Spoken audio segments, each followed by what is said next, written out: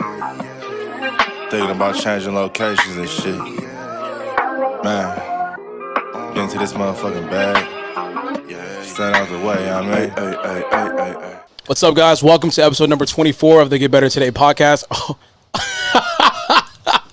Bro, I just said the Get Better Today podcast. The Better Take podcast. This is what happens when we don't record every single week.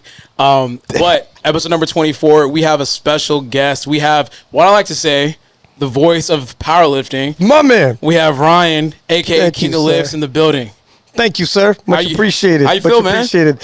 I mean, it's nice being here in Houston. I was saying when I first got here, I'm coming from, I just recently moved from Toronto, but I was expecting a little nicer weather. Yeah. Expecting a little nice. It feels kind of Canada, right? It feels kind of Canada-ish. Yeah. A little bit, man. It's a little cold. I mean, like, we had a cold front that hit, like, yesterday. It's been raining the last 2 days. This is what my Uber's trying to, like, every Uber I had's, like, apologizing to me. Yeah. They're like, I'm sorry, the weather's usually better than this. I'm like, all right, well, feels like Toronto right now, though. Yeah. How you feeling, though? You kind of came in a little bit roasted. I could tell, a little tired. Lack of sleep is part of my lifestyle at this point. Yeah. I get used to it. When I'm doing IPF Worlds, like the commentary, some of those nights, man, I mean, they drag on. Like those days, it's so high energy every single day. Like I see some posts where some people do commentary, and they're like, man, that was a long weekend. I'm bushed. Because they did like commentary, let's say a long weekend, Friday, Saturday, Sunday. And I'm like, man, that's cute. Because at IPF Worlds, you've been to some of those worlds before they split the Masters and Juniors. 12 days straight every day. Yeah. And sometimes your boy just doesn't sleep, man. I'm too high energy on it. But it's crazy because you can't really tell the difference as if like you're getting fatigued or anything like that. It's I've showed up in the media booth like looking damn near like ragged. And they're like, "Did you sleep?" I'm like, "No." And then they're like, "All right, 5, 4." And then live, my man, I hit the ground running. I don't know what it is. It's like, I love it. Yeah. I love, like, it's a totally different experience when it's live commentary and it's live television. There's like because you can't, like, obviously a podcast, you could edit, do whatever, right? When it's live, there's like a buzz you feel it. Like everything you say, everything you do, it's all live right now. It's unscripted. You don't know where this is going to go. Yeah. And it's a miracle doing it since 2016. I never once fumbled the ball and dropped it. I was about to ask, I'm like, have you ever said anything that you regretted? Like, you're like, shit, I probably 100%. Oh, you have? Okay. Well, here, 100%, like, I mean, I haven't fumbled the ball by dropping an F-bomb or like swearing. Because that's the big things when you're excited. Like, oh, shit. Yeah. This fucking guy. You know what? I've never really thought about that. Like, I don't think I've heard a commentator slip up and say, like, a curse word on a live powerlifting stream. I could be wrong, though. One time, I had a co-host, so sometimes we haven't done this in forever. Back in the day, we were loosey-goosey. Like, when I got into commentary, we had like a who was an athlete. And I remember my man was like, listen, I was like, wow, I can't believe some of these athletes are so tough. Everything they've been through, and here they are in the deadlifts. He goes, yeah, I mean, these guys aren't pussies. And I was like, moving right along. I'm like, whatever. And you can't really, it's live, right? So you can't really censor it. It's just it just happens, right? You don't want to address it either. You don't want to bring too much attention to it. So we kept it moving. And then afterwards, I'm like, holy shit, my man dropped the P-bomb? I don't know what the fuck. Yeah. And one of the TV producers is like, it's okay. Anyone asks, we say he meant pussycats. These guys are lions, not pussycats. I'm like, but now that kind of thing won't happen. Like when I first got into commentary, legit, 2016, I took over the IPF Instagram page. I went to Gaston directly and was like, I think I could help you with your Instagram. And I was like, you guys are posting X amount of times a week or a month or whatever. And this is my vision. And this is why I started King of Lifts too. And I'm like, I got a vision for all of this. And I shot him an email with everything I wanted to do piece by piece. Yeah. Gaston sends an email to the media team. It's like, hi, this is Ryan Lapadat. He's the newest member of the media team. And I'm like, Wow. holy smokes. Yeah. So now I'm on the media team, and I'm doing the IPF Instagram, and we are crushing. Yeah. And I'm doing King of Lifts, and nobody knows I'm King of Lifts. Well, wait, what were you doing for the IPF page? Because I can't remember if I was following the IPF page back then, but like, what were you like posting back? What was I posting? So Yeah. before me, I mean, man, it was very little, very, very little. Yeah. After me, going to 2016 Worlds was John Hack versus Brett Gibbs. Yeah. And I was hyping this shit out. Like, so all of the lifters that were doing training, kind of like King of the Lifts. Like right now, everyone's like, oh yeah, it totally makes sense. Lifting videos, training videos, who's going to win? This is a before any of that. When King of Lifts first came, we didn't hype showdowns. Before I took the IPF page, we didn't hype showdowns and shit. So every single week, I would be showing the showdowns as they were about to happen. So people like were throwing in their faces like, did you see what John Hack just did with squat deadlift? And then the next day, I see Brett squats. I'm like, oh, hell yeah. And I repost Brett. And I'm like, here's Brett. Or if John did a triple and Brett did a triple, I'm like, thank God. And I would put them side by side in the same post. Really? And IPF was never doing this shit before. Yeah. Just to be like, and everyone started getting like, we got to see this. Yeah. SPD's watching this. Now, SPD's never done this piece. They're watching this happen and all the hype around it and all the talk. SPD flies these boys out and like boxers in a studio has them eye to eye staring each other. I remember that post, yeah. And they'd never done that before, like a poster, like a boxing match or a UFC match, and like crossing their arms, staring at each other, the whole nine. So going into the IPF Worlds, this is where I got into the commentary, which is crazy. This will never happen again. But so I'm doing all this with the media on the social media, and it's blowing up. Blowing up. Nobody's ever seen this before, and everyone's like, holy fuck, I'm actually getting into powerlifting. Yeah. Before this, people were like, who ended up winning Worlds? Like, you check the spreadsheet. Oh, that's the numbers that my guys are doing in my weight class. But this time, people are like, I need to watch this. Yeah. That hadn't happened yet, Russ. This That's is so new. crazy. Like, when I think about it, you jump-started and played a pivotal role in that showdown and helping powerlifting explode because, as you know, like, you're a fan of the UFC, you're a fan of sports in general. When you think about all these, like, important matchups and the documentation of those matchups, that's what makes it big. You know, I know, like, for me, I mean, I remember I had joined powerlifting, like, around that time, but I wasn't familiar with, like, the IPF stage, so I missed out on that wave. But I remember watching that meet, like, over and over and over again, literally studying the attempts. It was back then it was John Hack, Brett Gibbs, and Owen Hubbard. That's right. That's right. So I was watching that, and I remember it was highly hyped up, but I didn't know why. Like, I didn't know what got to that point because I wasn't a part of that. Like, I wasn't a part of watching and viewing that hype train leading up to the moment. So it's interesting to hear you say, like, now, like, on the IPF page, which I don't think they really be doing as much anymore, which... because things kind of change where they don't have to. So now... King of Lifts, not only is there King of Lifts, and like now there's a million repost pages, whatever. Yeah. But at the time, there's just King of Lifts. Like no one was doing it like that, so it's a different climate. Now they really don't have to be reposting; it could be more informational and stuff like that. But at the time, there was nobody doing anything. It's just very. So to consolidate it, you had like people didn't even know where to watch things. People didn't even know where to go for it. Like everyone knows like you now. But at the time we didn't have stars. Like it was just lifting, right? It was just like let's get random dudes. Yeah, it's almost like it was very niche. And the people that knew, but even the people that knew, they weren't social media savvy. They're a lot older. So like you said, they'll just check the spreadsheets and see who won, how they did. Yeah. But they weren't actually tuning in to like watch live streams or anything like that. And that's why when at the very least you wouldn't know people around the world because social media hadn't brought you there yet. Yeah. But you might follow the IPF page because fuck it, you know that. Yeah. So that's why when I took the IPF page saying, I mean, nobody's following anybody yet. Nobody's like, we didn't have a bunch of views yet. Nobody's doing this yet and has a following yet.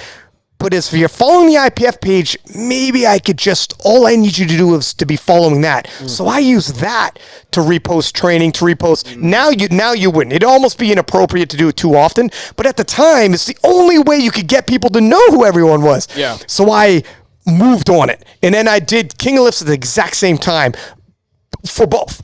Yeah. So then by the time that Worlds rolled around, Gaston sends an email to the IPF media team, and he says, like, first off, we've had conversations, and people are like, dog, you lived up. Like, you promised a lot. Yeah. I promised a lot. Lived up. And then IPF Worlds rolls around in Texas, Killeen, Texas, for 2016. And there's an email that says, who on the media team would like to do commentary? Like, fuck. I answer the email. I'll do commentary. Yeah. But here's the thing, man. This will never happen again, but I had never done I show up. Dog. Wait, this is the 2016. 2016. Okay. Like the biggest. Yeah. Showdown. Yeah. I show up. So they fly me in. I'm like, holy shit, this is happening. I remember telling my girl, like, I'm going to Killeen, Texas. Yeah. Like, I don't know. She goes, what are you doing? Like, I'm a sports commentator now. Yeah. So, really? So, like, you... Wow, what the dog, fuck? Okay. So, this is awkward. They fly me in. I meet the media team. Mm-hmm. And we're all getting groceries, whatnot, like 2 days before it begins. And as we're going around, one of the guys is like, all right, man, I'm going to be one of the co-commentators with you. You know, how much commentating have you done? Like, you're from Canada? Doug, you from Canada? You did Canadian Nationals? Nah, man, I didn't do Canadian Nationals. And he's like, all right, but, you know, you're from, what, you got provinces there? You did provincials? Provincial championships. I'm like, nah, man, I didn't do provincial championships. He's like, all right. But you did local meets. Yeah. Whatever. And I'm like, I'm going to be straight with you. I've never commentated before in my life. For the people listening, right? Think about it like this. It is like the World Cup or like the Super Bowl, and like you have this commentator that literally has never done this shit ever before, and it's like, hey, would you like to commentate? It's like, yeah, fuck it. And it's like, bro, you're doing like the biggest meet of the year. I thought this whole time like you were, because I was gonna ask you questions like, what were you doing before like the IPF stuff? Because I'm thinking like there was some like training for commentating, because I wanted to ask you questions about it, but so okay, there is a background story there. Okay. Well, when I learned shitload, there's a guy named Martin Fleck who he was there the first Worlds, and I think only the first World Championships. Yeah, there you go. Okay. There you go. He's there for the first World Championships with me, and he mentored me. And I learned quickly. Yeah. Okay. So in terms of that, I'm gonna double back for your question in terms of media. I had some media training. Okay. But so I mean, like day 2, I remember they were bringing in co-hosts. This is day 2, but this is day 2 of me, not of the World Championships, like period. Yeah. And Bill Kazmar, they're like, okay, are you good to lead? Like, there's a lead and a co-host. Uh-huh. So the lead is such a harder job. You're the play-by-play guy to explain, like, Joe Rogan in the UFC is a color commentator, whatever, that's all the same thing. Mm-hmm. And you're just adding color to it. Yeah. So you're not the lead. The lead is John Anik. And they asked Joe Rogan, who's been commentating for 25 years, would you ever want to be the lead? And he's like, wouldn't touch it. It's way too hard. It's very, very difficult. Just setting up my story here, how hard it is to lead. Day 2, they're like, all right, are you comfortable? And I'm like, I'm pretty comfortable, but I'm shitting bricks. I'm having an anxiety attack every single time I go on. But I could just, whatever. I react differently under the anxiety. It's harder to tell. And they're like, all right, okay, good. We're going to have you lead this time. And I'm like, okay. Good. I'm like, great. Good. You know what's so funny? Like, when I listen to you talk, hopefully this isn't a problem. When I listen to you talk, like, you tell, like, amazing stories. Because I think whenever, like, when I went to my first ever Worlds, I remember my mom, one of the biggest things she took away from the meet was the fact that, like, she doesn't know who was commentating, but they made it so enjoyable to watch. And she doesn't keep up with powerlifting at all. She doesn't know anything about it, but she was able to understand through your commentary. And I was like, now hearing you say, I just kind of jumped into it. Like, it's not like you can't speak, but you weren't, like, formally trained all the way in order, like, to commentate. It's almost like maybe it took someone that was kind of like outside to kind of come in and add that flavor to it, because I made a post on IG the other day. I was talking about how most commentators in powerlifting are pretty vanilla. Like, it's more, it sounds like you're watching the Golf Channel, but just like your natural voice, it's very colorful and it adds like a different wrinkle to it. So it's like, I think you're one of the only, and I'm trying not to like throw shade at anyone. I know how sometimes I say something or whatever, but it's like you have a very animated voice, and it makes watching powerlifting way more exciting. Because like when you think about the great commentators, I mean I don't have them all listed out, but Joe Rogan, like I didn't know he was a co-commentator. But you think about like, people like for football, you have Troy Aikman and what is it, Goose or some shit, or like. I'm trying to think of John Madden, people like that, where they have very animated voices and it brings people into the sport. Like, is that just your natural energy, or is it something they kind of just turn on? Or So this is what I got from previous. So I hadn't done commentary, but in another life, it seems, I was on a reality TV show.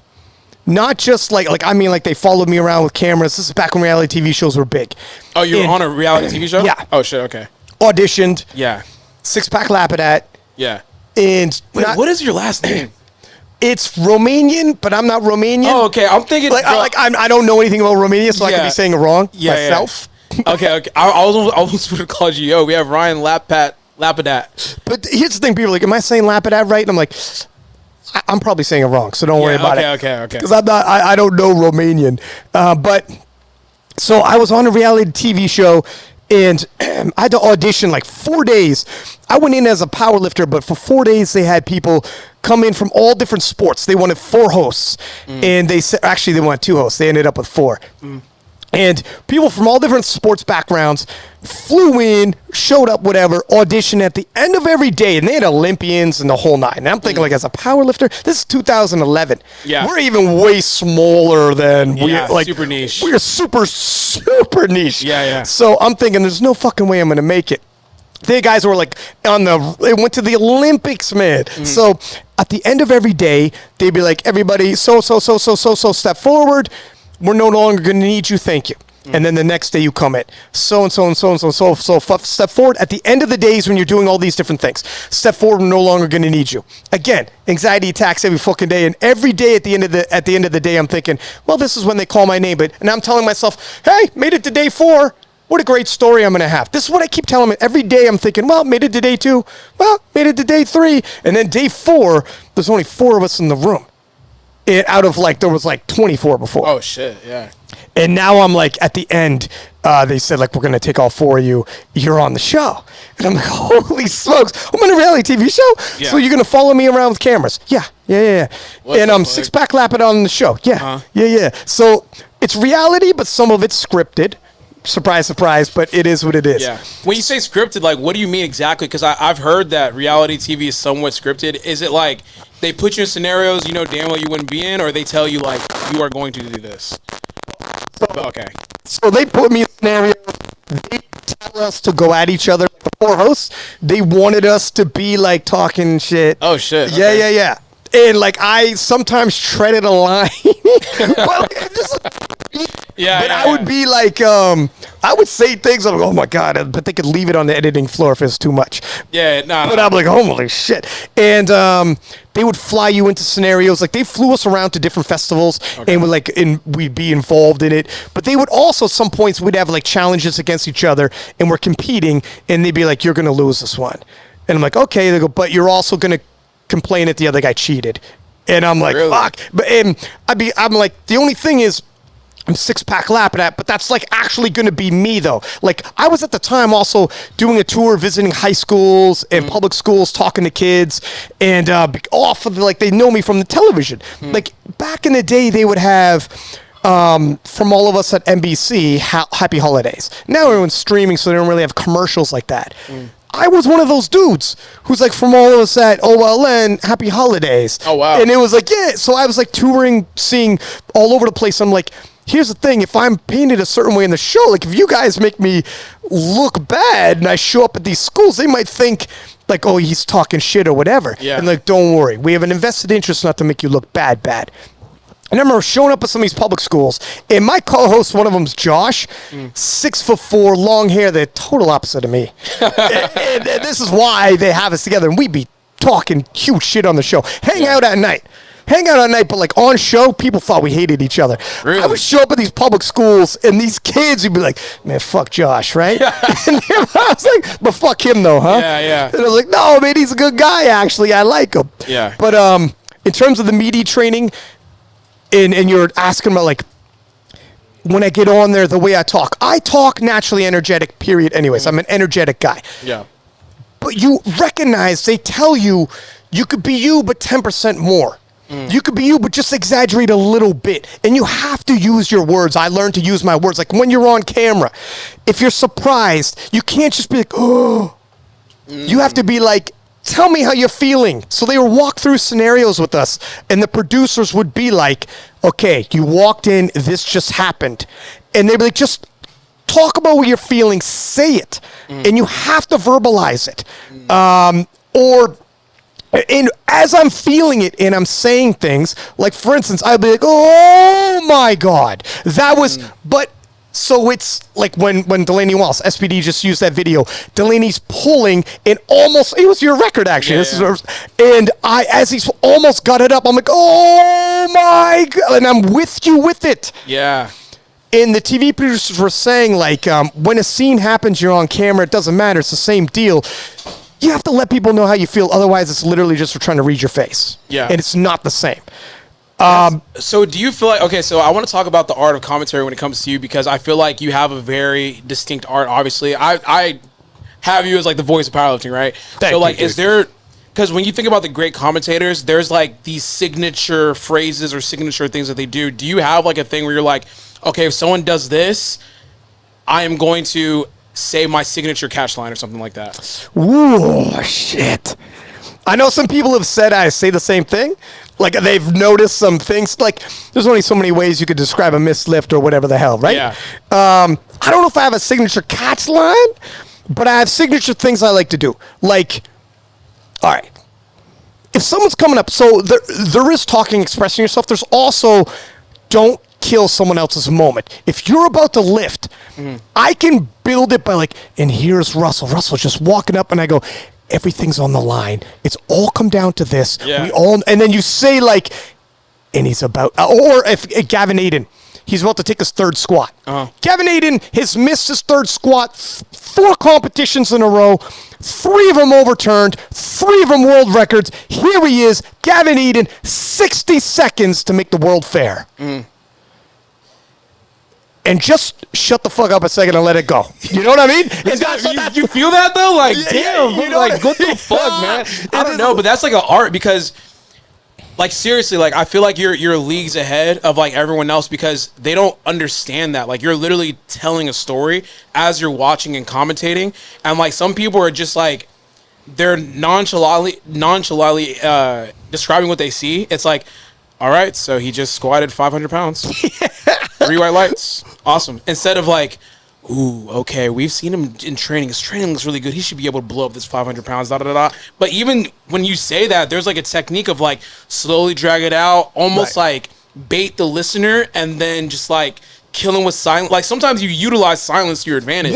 That's huge. Crazy. That's huge. Just like sometimes like you could bump it up and you could chill for a second with silence and let it go. And some people can't chill in silence. Yeah. Chill in that silence. As well as, here's a couple things. You can't celebrate every lift. So don't celebrate every single lift, or nothing means anything. Yeah. So some people try to celebrate too many lifts at a time. They try to act like, whoa, massive, but it wasn't massive. You know, save it. Another thing is, don't try to be too nice. Some people like, I miss it, but I'm sure it's going to be there next time. Sure, but if you do that every single time, sometimes you got to be like, you know what? Being a little too overly ambitious. They got to tighten up on that attempt selection. You're not going to make it to deadlifts. Listen, and you got to say that. Yeah. And I mean it. So I know the game in terms of lot numbers and who's who and all the rest of it. I know all these things, and I know the lifters. Like when Gavin Aiden comes for his third squat, I will say, like, Gavin Aiden is 1/3 squat away from being world champion. Can he hit it here today? Yeah. And when I say that, you're like, fuck it. Now I just put a lot on that third squat. Yeah. And so when he comes out, you're like, holy shit, if he hits this. But see, even that's another component too. I feel like you're cool with a lot of the lifters that you commentate on. So like you get to understand what makes them tick, and that's another added element that you could commentate with. It's like, oh yeah, like just spoke to Gavin. Gavin wants this bad. You know, just adding that extra element to it like adds this whole different field, because some commentators is just like, there's like almost like a disconnect, whereas like, no, you're connected with the lifter, so you could almost like describe to the people watching, it's like, no, this guy like this victory for him will be completely different versus just like, oh, I know this guy wants to win type of attitude. Well, I mean, like when we do PA Nats, Yeah. and dog, I can't tell you how excited I am for you to compete again, but when I see you on the sidelines, when the camera's on you on the sidelines, and I start talking 18 months. 18 months this young man's been waiting for this moment. I'm starting to get goosebumps right now. 18 months he's been waiting for this day. And it's about to happen. And I start talking like that, and you're pacing, and the camera's on you as I say this. Yeah. And when they release you, I'm like a lion coming out of a cage, Russell or he, and I start talking about, here we go. Yeah. And this is the statement. The king is back. The 83s are watching. You start saying that, right? Yeah. Here is the statement, and then when you hit your third squat and celebrate, and you step forward with your arms open, and I'm like, the king is back, ladies and gentlemen. For crown, and you start talking about blah, blah, blah. The other... It's, I don't know. To me, there's love, bro. That's like, I don't know. You don't get that nowhere else. Like, that's like, number one, what you're doing is great for the lifters and live stream, right? But then number two, you create a lot of sound bites. Right. That media can now use, like the footage that SBD has, and they utilize for Sheffield. A lot of it, I mean, a decent amount comes from you, because like you're able to set the stage, and it's like all you gotta do is clip this shit, bro. Make that video make it mean something. Because like I said earlier, we're big fans of the UFC. When we watch the UFC, those hype up videos, when we're watching the pay-per-views, it just gets you so hyped and invested into the meat. And a lot of it, you hear like Joe Rogan talking, you hear Cormier talking, you hear like all these different people commentating, and it just adds a different element to it, which helps the sport grow. And I feel like people that are just casual listeners, they'll watch shit like that and be like, oh, hold on now, what the fuck is this? Like, this shit is hype. I just got hype. I don't even lift like that, but I just got hype listening to this guy being super excited about like powerlifting. But I think it takes people that care and people that actually invest time to make the sport grow. Is there anything that you like study, or is it just like natural, or? Okay. Well, first off, but the SBD, me and SBD got a great relationship. They could use my podcast, like they use my podcast, and I could use their material for like videos to, like, if I have an athlete on my podcast, I'm like, I could use some video. I've used Ryan's clips for a video too. Yeah. I don't care. Everyone can. Yeah. I mean, you don't have to ask anyways. No.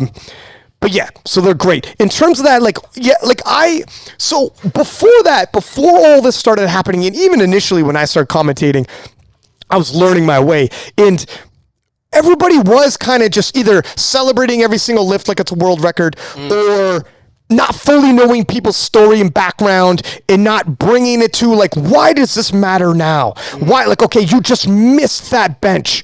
What does that mean to the bigger picture? Oh, wow, that opens the door. Look at number 3 and number 4. They're deadlifters. And you start saying, they're coming now. That's 20 kilos less they have to pull. And I start pulling up. You start laying the foundation. Otherwise, it's like watching a basketball game, and they're shooting, but I don't know the score, and what does this mean in the bigger picture, and who's winning, and what the hell. Yeah. And so previously it was, person comes up, lifts, next person comes up, lifts, and they hit or miss, but you don't know the bigger picture. So I started watching other sports and taking notes, and taking like baseball was good because new batter up, and they would say, like, here's the batting average. This pitcher and baseball hitter have faced each other 3 times before.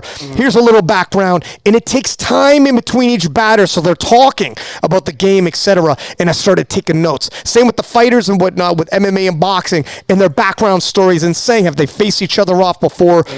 When, where, who's winning this showdown? What's the background? And I started taking notes, and I was paying attention, and even like the cadence of my speak is going to be a little different when I'm on air than when I'm on a podcast. When I'm loosey-goosey talking, or when I'm on air, I'm going to sound different. Yeah. But but you're supposed to sound like a professional like that. So I like researched it, and I'm like, I want to sound. I sat down. Other sports I don't even like necessarily, taking notes because I wanted powerlifting to sound like that. Yeah. And we're in Eurosport. Yeah. Millions of people watching us now. We have to sound like that. We sound better sometimes. No, thank you. Yeah, Sometimes. because like, what me was it? Was it 2019 or was it 2021? I don't know. I just felt what numbers did we killed it like in terms of like we murdered a few times. Yeah. Dog. You murdered a couple times. yeah, it was really good. But I just feel like the commentary is just next level because like you said, there's different wrinkles that you pay attention to. It's like yes, you're commentating, but like I said, you're telling a story, and like that story. Some people are not even aware of that. Other powerlifters aren't aware of that. It's like, oh, I didn't know they face each other 3 times. And it's like, damn, yeah, if he loses this, like, what is the future of his career going to look like? Like, is he going to come back? Like, is it going to be tough to come back because he has to come through a gauntlet to get there? So I think, like, I don't know. I've always just been, I think ever since, like, I've come across you, I'm like, this guy is going to help us, like, take this shit to the next level. Because I remember the first podcast we did together, I remember I was in my mom's house in my room. We were talking. I had like all my posters in the background and shit. But it's just so crazy to see like how far things have gone from there, dude. In regards to powerlifting, we've been on a hell of a. It's funny you say that because when I first met you, I was thinking the same thing. I remember before I had met you, had you on a podcast or anything. I still remember seeing that you're competing and checking out about you and being like, holy shit, this guy's got like you had a following already. Yeah. The look, crazy jacked, strong as shit. And I remember telling myself, if you become a champion, what could happen? Yeah. But if you weren't a champion, it'd be good. Yeah. But if you won, I remember thinking and having a conversations with you, being like, this guy's going to be popular. We got one. Yeah. And, when you won and you beat Brett no less the whole 9, holy smokes, man. We came up on like the same kind of trajectory. And yeah, man, it's been like, that's why I'm so excited that you're coming over. Yeah. So with that too, in commentating, do you have biases? Like whenever you're commentating, do you feel like you're leaning over a certain type of way or? There's no, every single person in the world is going to have biases, right? Yeah. Like it's just how you address them. Mm-hmm. So there are times when like no matter what, no matter who's in the booth, they're from a nation. I got people with me on the commentary booth who are from the UK. Mm-hmm. There's British lifters coming up. They know these lifters for the past 10 years. It is what it is, right? Even beyond that, all know in my heart of hearts, if this guy or girl wins, my God, that's probably good for the sport period because they're crazy popular. And oh my God, are we all going to have a boom?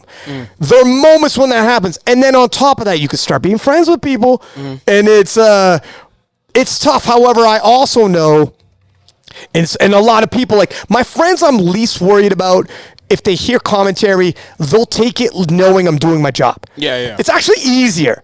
Like you want them to do well because you're friends with them. But on the flip side, you're close enough that it would be like, no, man, I fumbled.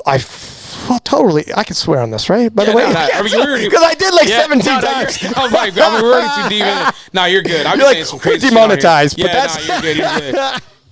But you're like, I'm not making a dime off this episode now, but it's way too late. It don't matter, bro. We're good. But your friends, I think, like. If they, like, for instance, Gavin Eden. Yeah.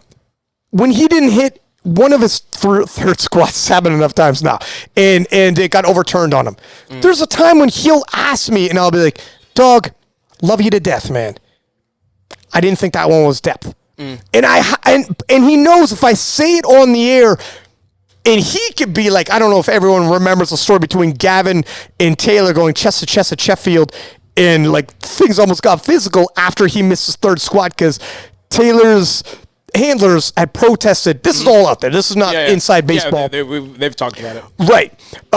And so it can be heated like that. But the flip side, even then, they know I have a job to do. Yeah. And your friends are far more likely that you could talk to them, articulate, and understand. So it's actually easier at times. Even though I like them, I can actually say what I actually feel. If I'm not that close to somebody, and this is kind of interesting, if I'm not that close and I say, you know what, I don't think that should have passed. Yeah. And I actually agree with that being overturned. You're probably more likely to be like, man, fuck that guy. Yeah. To be like, oh, he doesn't like me, or he would, and make up a weird Have you story. ever had any problems like that before? With King of the Lifts or commentary, there's always, it doesn't happen very often, Yeah. but there's always going to be people who tell like the world's against me type of attitude. Like everyone's against me. Oh, I knew it. This person doesn't want me to win. It's me against the world, blah, blah, blah, or whatever. Or like, you really like this person. You want this person to win. Tell you what, man, I'll come up and shake whoever's hand wins. It's actually like whoever wins. You know what I mean? Like the same person can't win every flipping time. I love Penna. I love Penna to death. The fact that he doesn't win and then he loses and he bombs out makes it better. Yeah. It's a better story anyway. Yeah, whenever he comes through, it's like, oh shit. Yes. Yeah, it makes it more exciting. Exactly. So it's like, no, I'm not like it's okay. And like everybody's got to win, man. So I don't know, but yes, I'm for sure there are people who sometimes people build stories in their heads and are like, the world's against me. Yeah. You know what's so crazy though? Like, I don't want to harp on this, but I've recently just but I've seen like commentators being extremely biased. Like they won't mention certain coaches. I mean, I'll just speak candidly. They won't mention like with the USAPL. I was watching the USAPL Raw Nationals, and I remember Joey's like they're not mentioning our team. I was like, man, get the fuck out of here. Like you're in your head or whatever. So I'm watching it. I was like, they're mentioning like all the other coaches and like there's a lot of flex lifters, and I'm like. They didn't mention like they will like almost go out of their way not to mention flex, and I know like there's a lot of shit going on, but I was just like, oh, that's really interesting because like I feel as though commentators are supposed to be biased. I mean, unbiased. Sorry, unbiased, right? So I'm like, damn, that's not. I don't think that's good commentary because as a commentator, you're supposed to be saying what you're seeing and providing like a storyline, but when you're not mentioning it, you're almost like admitting it and not doing your part in telling like what's going on. I don't know.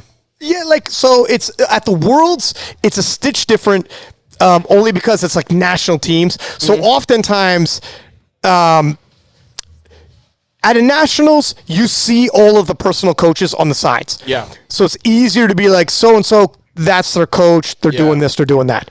At Worlds, you have like the national teams. Sometimes they're taking over attempt selection. Sometimes they're not. Yeah. Sometimes it's a conjunction with.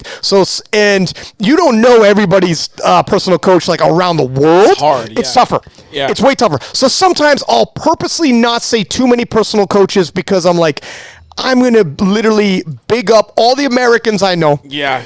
And like, I'm sorry, I don't like all across Europe and Asia. I don't know all the coaches, so I'm like, they might be like, hey man, if I'm not North American, I don't get a shout out. You just say, dude from Canada, Canada or whatever. Like you just say, dude from the nation. Yeah. And I'm like, so I'm trying. It's tough. Yeah. It is tough. It's a little different in nationals, like you're mentioning though, where it's just like personal teams and everybody knows who Joey Flex is, and it's a flex team going out there. So that might be a little different.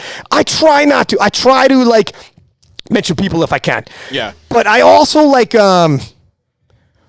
also don't want like it's weird because you want to insert it at the appropriate point and not try to be like I need to do this, that, and the other. Yeah. It's tough, man. It's like you just work with the information given. It's like, okay, I don't know too much about this, so I'm not gonna if I don't know too much about this sector, I'm not gonna okay, so it's like I don't know too much in this sector, but I know everything in this one. I don't want to start boosting this one up and then making like this one seem like I just don't care. It's like, no, I just don't know. Yeah, like put it this way. Let's say there's 15 lifters in the mix, and of the personal coaching staff, one of us from France, and I know they're with Penna. One of them's with Joey. They're from US, and I know they're with Joey.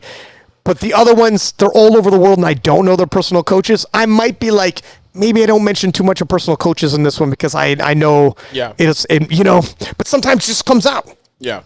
Sometimes Joey's literally celebrating on the side with the lifter. I'm like, and there's Joey. It's like just Joey happens. Flex's coach. Yeah. It is what it is. I'm trying not to be biased. Yeah. But so I try my hardest. Yeah. So then with King of Lifts, right? So if you guys don't know, Ryan is head of the King of Lifts Instagram page. Like, how many followers is that now? 305,000. Jesus Christ, man. Yeah, fucking killing it. So King of Lifts is basically like our ESPN. For powerlifting, in a sense, like you. That's what our vision was initially. Yeah, that's pretty dope. Like it's almost like Sports Center, ESPN type shit, where he posts like highlights of just training for the day. How do you go about? So like, what was the thought process whenever you did create King of Lifts? So when I first came in 2016, we didn't have like, again, this is a different climate. We didn't have shit, man.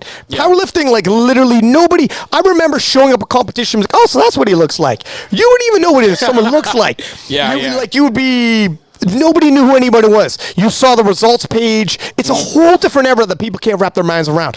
So when I came through, I was like, we need a consolidation of, if you're a powerlifting fan, where can I go to find out something for everybody? The federations had pages, but from tested to untested to all the different federations, somebody comes in the game, it's like, no, one spot. Give me one page I follow, and I will give you preview shows. I will give you recap shows. I will tell you who you should know. European Championships is rolling up, okay, in December. You're an American. You're excited, but you don't know everybody in the European Championships. Who's the best in Europe? You could go and listen to the show, the preview show, and find out, oh, shit. Nowadays, there's so many podcasts and everybody's doing it. Yeah. And you think like, well, it totally makes sense. Yeah, I could. Back then, there wasn't. Nobody was doing it yet. And it's always like, and the vision was also like, once the ball started rolling, I'm like, what if I can consolidate and be like, I'm at the IPF Worlds commentating. I'm the same voice you hear. Commentating, the same voice you hear. Previewing shows, the same voice you hear. Recapping, and I'm the one bringing you all the like training details, and like watch out for the showdown, pay attention to this kid. Oh, okay, yeah. If I can consolidate it, and then all of a sudden you're like the voice of powerlifting, and then be like, let me tell I'm good at telling stories. Some people aren't good at telling their own story. I'll help you tell your story for you. Yeah. So the podcast is like 2 hours long, telling people stories, preview shows, all the different posts, the whole nine. I wanted to like essentially just bring that. We had nothing like that before. Yeah. Now it's like it's easier and easier and easier, right? There's so many out there. How do you go about figuring out who to repost and who not to repost, but how do you? Well, you gotta think about that too. Yeah, because there's like a lot of young lifters that they're like, well, I do X, Y, and Z. How come King of Lifts hasn't reposted me yet? Like, how do you go about filtering who am I going to post and like who like? And here's, man, I got people who hit me up. I'm like, you're not reposting me. Do you got something against me? And again, it's that storytelling where it's like, man, don't make things up in your head, man. It's nothing personal. Yeah. But it's always, because the bar is always moving. It's a standard. And some people don't know where they are with the rest of the world. Some people in the untested who are on tons of shit have no idea that there are people who are tested and clean doing the same numbers they are. Yeah. And they'll be like, dude, I see you posting this guy. And I'm like, he's natty, you're not. Yeah. You should be doing more. Yeah. Relation to like a repost, I'll probably side, if you're both squatting the same thing that day, I'll probably side on his. I'm not going to spam a million posts in that one day. Yeah. So I'm just going to pick like, you know, what the top end would be. Some people just don't have that barometer. So they're like, or they're like, oh, finally I get reposted. It's like, you haven't like, you haven't gotten where you thought you got to yet. Yeah. Sometimes. Now the world's a big place too. They're like, the world's a huge place with different federations, the whole night. So I can't be everywhere all the time. So sometimes it takes a little bit of push to get to the top for people to notice. Obsession with like wanting to be reposted so bad. So here's the thing, and I can appreciate this. So many of the repost pages have come around, but it's one of those things where it's like, King of Lifts repost. I got a repost from King of Lifts. Yeah. It's like a badge of honor. That's the thing. It's like King of Lifts is the ultimate repost, in my opinion. Like, so, well, thank you. Yeah. Outside of like an ESPN or something like that. But like King of Lifts, like within our community, if you get reposted by King of Lifts, for a lot of lifters, that's almost like the first stamp of like, oh shit, I'm really doing shit. Because it's almost like you have like this stamp of approval to where it's like, if I'm reposting this, that means you really like that for real. So well, here's the thing, like they know I'm the guy since 2000. Like I've been powerlifting since 2008, but 2016 at every single World Championships, and I'm all of the guys and girls on the podcast. Like I know you're not flying under the radar if you're going to like Europeans, Worlds, or whatever. I'm at all of them. I see it all.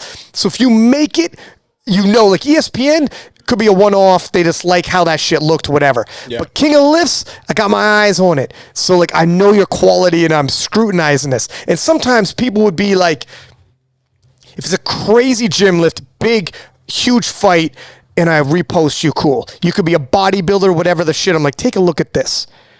But sometimes people will be like that strong bodybuilder, like, why aren't you reposting me? And I'm like, End of the day, remember, I am a powerlifting page, though. I might give you some love here and there on that given day. The other powerlifters in the world who are prepping weren't killing anything big, taper weeks or whatever, or just volume, whatever. But you murdered some massive weights. I'm going to throw you on, man, because it's still a deadlift. God bless.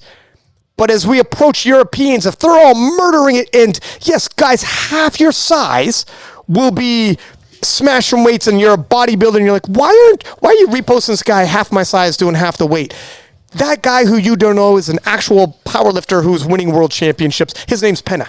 Yeah. You know what I mean? Yeah. Some people won't know. Yeah. And they'll be like, why the shit? And it's like, we're still a powerlifting page. End of the day, like, if you're a relevant powerlifter, I'm going to lean towards you first. Yeah. You know? Do you have like a limit to how many times you'll post in a day? Because I've seen you like, I could tell where it's like, I don't know if it's true, but you, like, I can tell maybe you just like woke up, you're like, oh shit, let me catch up and like start posting that shit. Yeah. Or like, you're like, I just got on my phone and like, let me ring off some posts. So I'm wondering, have you ever been like, okay, yeah, now I'm spamming too much? Or you're like, if I see something dope, I'm gonna repost it regardless.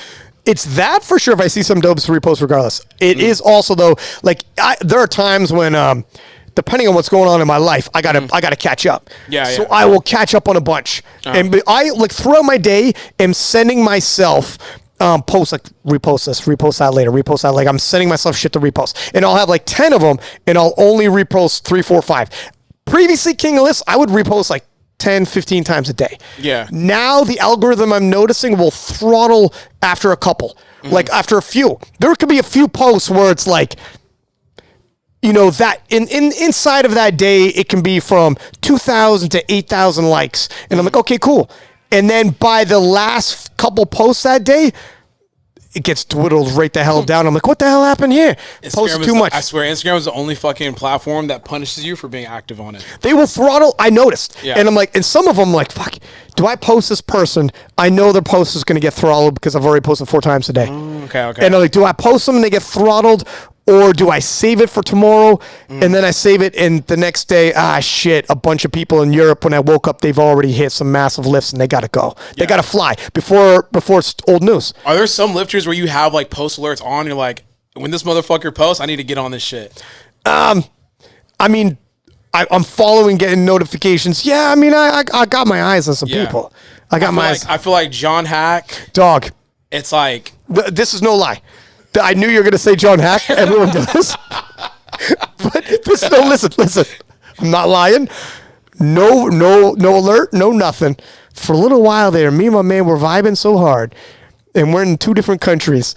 And he would post, and I would get that repost within 10 minutes every fucking time. And it was like... It's like a thing. It's like John weird. just posted waiting, like, don't let Ryan see this shit. Or it's like, oh, Ryan's going to see this in like 5 minutes. Dude, I'm like, minutes. dog, what is going on right here? We're vibing. Should we get an apartment together? Something Maybe it's like the We're time. soulmates. It's like maybe the time you guys are active on social media. I don't know what it was. Be the same. But our clocks were synced up. That's not a bad person to be synced up with. That's like I mean, he's the fucking. I have him as like the best powerlifter right now, outside of Jesus. I mean, what Jesus is doing. I just had, it's funny. So I just did a podcast with a junior from Germany who's #1 nominated for the Europeans in the 120s. Young kid, powerlifting 1 year, coming from bodybuilding. 1 year, already up into the 900s. He's talking about doing 950. No, sorry. Well, I'm doing kilo totals. Shit, Yeah. like, Can you believe? yeah. Holy shit. Yeah, I was like, Joey. But he, Joey's all over him. Joey knows who this is. Knows about but it. he wants to do around 950 at Euros, and he's only been powerlifting a year, and push into the late 900s for next Worlds when Bob Matthews comes over. They're going to rumble. And I was talking to him about, like, how did you find powerlifting? And he's into a bodybuilding background. And he's like, I didn't follow powerlifting at all, didn't know anybody who's who. I found Russell Orhe. Really? And over there in Germany. And I'm like, fucking crazy. Well, here's the thing that I'm noticing. Powerlifters, initially we thought powerlifting will only get as big as if you're a powerlifter you'll watch. Now I'm starting to think you just got to be a gym goer. Yeah. And he said, and that's what he's noticing is like, if you go into the gym, you do SBD, you find out about Jesus, and I'm doubling back to when you said like who's biggest, whatever, Jesus. I listen to other podcasts and they're starting to talk about Jesus Oliveras because just what he's doing, whatever, and Sheffield helped. Yeah, and it's like on top of that too, his work on social media. I don't think he's getting enough credit for like how active he's on social media, but he's playing it smart because he has two things going for him. He's strong as fuck, obviously, but he's also smart enough to understand trends and sounds and TikTok, right? So if you look at Jesus's lifts, like everyone lifters, if you're watching this, look at how he posts. If you look at his posts, his squat videos, so for like I'm learning myself actually. Like I'm gonna stop posting my lifts straight up. What I'm gonna start doing is attaching popular soundtracks to it and manipulating the video to fit said sound. Yeah. Right. So like right now they have like this very popular sound. I'm not gonna recreate it with my mouth, but I was like about to do it. But it's like they have a very popular sound, and it's like I'm gonna attach that to my squat video and edit my squat video to the sound, and that's gonna reach more people because then that sound is trending and it's gonna start being seen by other people that are outside of lifting. And I noticed that. Yeah. So if you look at Jesus's page right now, TikTok and Instagram, none of his videos are just straight up lifting. Lifting with the sound in the background. It's actually like the sound that he attaches to the video. And that's taking him outside of powerlifting and putting him in different people's eyes. 100%. Yeah, so it's almost making him like a social media superstar outside of powerlifting, which is crazy. I reached out to him and I was like, Jesus, who do you have doing your social media? Yeah. And he's like, no, that's me. Yeah. I'm like, what? And he puts effort into his videos. So if you go look at his videos, they're edited. Like it isn't just, let me just post my squat video. You could tell like, no, he went home, probably put it into Final Cut Pro or something on his app, edited it out, put the sound attached to it, and strategically posted on Instagram. And now it's going to get a little bit more views it's going to get more views outside of the powerlifting community because of that extra effort. Like, I mean, we've talked about this before on podcasts we've done, but like, bro, if you post your training every single day and like, you're just like, okay, today I squatted. And then you just say I squat and that's it. Like you're only going to reach people that do that shit. But if you want to start actually affecting like other people that don't powerlift, start investing more in the content creation of it. Okay, like take your squat and add more to it. Oh, like I had a long morning or something like that, and then edit it, make it look cool or do something. I don't follow pages that just squat bench and deadlift you to death because it's not fun. Here's the thing: as popular as that's getting, it's like the music industry. So that's mainstream. And then there's the garage bands that make fun of that and are like, I will never edit noise over my videos, add whatever, and put production. I will never do that. I only want squat, benching, deadlifting, and keeping it pure. And that's the pureness. And that's the garage band version. Indie, like I like an indie band, but as soon as they sign to a record label that's big, and my next door neighbor likes them as well, I don't like that band anymore. That shit's going on too, which is fine. We need both. And when you get big enough, you'll have both. Both are fine with me too. But you're 100% right. Jesus is absolutely blowing up. And the gas in the tank he got from Sheffield and what's going on at Worlds was crazy. And he could have went either way. Are you going to capitalize, young man? He's going to capitalize. Yeah. And he's capitalized huge with his editing and whatnot. Yeah. I was wrong about Sheffield, man. I was wrong about Sheffield. I think I got on their podcast actually and talked about how I don't think it's going to... I was like questioning it. I was like, I don't think it's going to be... Like, the thing is like, how can you... Because we hadn't seen it before. Yeah. I remember when I said it, you were shocked. You're like, really? You think it's not going to... You're like, you don't think it's going to be that big? I was like, I don't know. I don't think it's going to do that crazy. But I mean... Look at the thing is like it's hard. You don't know until you see it. And honestly, like after Sheffield happened, it was like nothing we'd seen before. So you couldn't actually. How am I envisioning this? How does this roll out? And what kind of impact could it actually have? The thing is, they got a plan. They got a big plan leading into this Sheffield coming up. Like all the content and the videos they're putting and fire. By the way, they're doing a good job. They're doing some fire videos. All they have to do. I'm gonna see Pete tomorrow. Hopefully. All they have to do is just follow the structure of the UFC. Yes. Really, to be honest with you. Like, because we're an individual sport, but I think powerlifting is at its best when there's head-ups and matchups. So I think if they just lean into that, like which they're already doing. Yeah. I mean, I think we're going to be booming. I think we're going to go to another level with it. So. Dude, God bless. You end up at Sheffield. Yeah. Oh my, your hype videos, like your own content, but their video on you. Yeah. Returning after the hiatus and your battle to regain the throne, and then you in front of that crowd, with thousands of people and whatnot. I was so jealous watching. I very rarely get meat FOMO. I was watching Sheffield and like I was literally like shaking, like I was like sweating because I felt like I wanted to be there so badly, and I was thinking like Gavin did a really good job of playing into the crowd. He's like a showman. Jesus too. Jesus did it. I mean, lifting the most weight a human being's ever lifted. But I can't. I just can't wait. Dude, what would you think about? I've been like talking to Gavin in DMs and whatnot, and I'm like, Gavin, do you think you can make 83? Can you imagine you and Gavin at 83? He's huge though. He's a fridge. He's literally a fridge. He's fridge. What is he like? In the offseason? Probably like 220ish. Or is that too heavy? Or maybe like 215. 215ish. That's a lot of weight. That's just a lot of weight to lose. And then I don't know if I just don't know if it will be competitive for him to do that. If he could keep his strength while cutting. Yeah, that's just too much, man. That's a lot of weight. Social media wise, because he loves, TikTok, Instagram, the whole night, and he could put on a show. Yeah, he still looks pretty decent. I don't know, I don't know. I remember I heard that he was trying to. I think he made a video about it. Like he may try to go down to 83s. And I was like, I just think your strength is gonna plummet. I think your strength is gonna plummet too much because. I mean, he's pretty much built for powerlifting. His body is like... Oh, yeah. Yeah, so it's like, I feel like if he loses those leverages, I don't know if it's going to transfer as well to 83. If we ever got you versus Gavin at Sheffield, you guys are showmen like crazy. Yeah. Dude, it would be crazy. He's kind of cut from that athlete cloth a little bit. I've seen like the way that he likes to attack his meats and stuff. And yeah. I like it. I'm actually... You know what? Since I've been watching him compete, I've liked him way more. I'm like, I like the way he gets down. I like the way he competes. He's a showman, and actually, you haven't met Gavin in real life? I met him in real life. Okay, he's cool. Okay, because there's a lot of people. I guess it's been a hot minute since you've been to IPF Worlds. Yeah. I'm wondering if there's a lot of new people that. I'm sure there is. Yeah, there's a lot of people like, who haven't I met? I've met Leah. Is it Leah or Leah? I always fuck it up. Leah. Leah. Okay, I met Leah. But have you met Turbo Tiff? No, I have not. I follow her and everything, but I've never met her in person. Penna, I've met Penna, Sweden. Yeah, there's going to be more people too by the time we get there. And I mean, obviously, here's the thing too. Depends how it all rolls out. Hopefully, US is going to have to double up on one of these weight classes. Yeah. Because can you imagine? It's Delaney.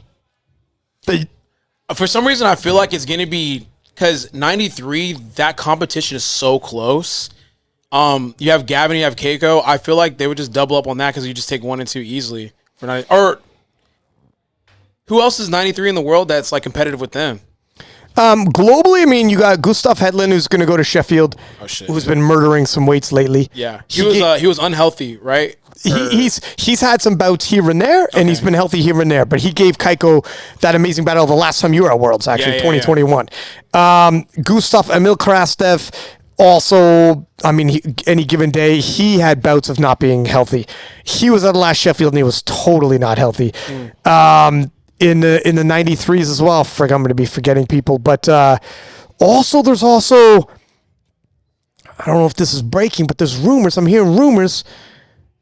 Chance Mitchell, shit you not, Chance Mitchell has been spotted in gyms 4 o'clock in the morning working out. Really? Hope he's okay, man. I mean, dude, I don't know what. I need to know what happened to this dude. And I want to, if he came back, can you imagine if he ended up in PA Nats? I'm back. I'm coming back. I want my title back. That would be a cool little jump, cool little, spark. I feel like there's going to be a big crossover. We have a lot of the USAPL lifters now moving over to the IPF again, or Powerlifting America. What's your take on that, by the way? Are you excited for it? Oh, yeah. Because I was going to ask you about the split.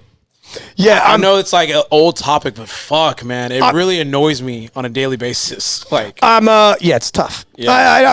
We're relatively niche of a sport, so splitting our talent pool is never amazing. Yeah. So having everybody come back under one umbrella is amazing, and not everybody, but a lot of people coming over.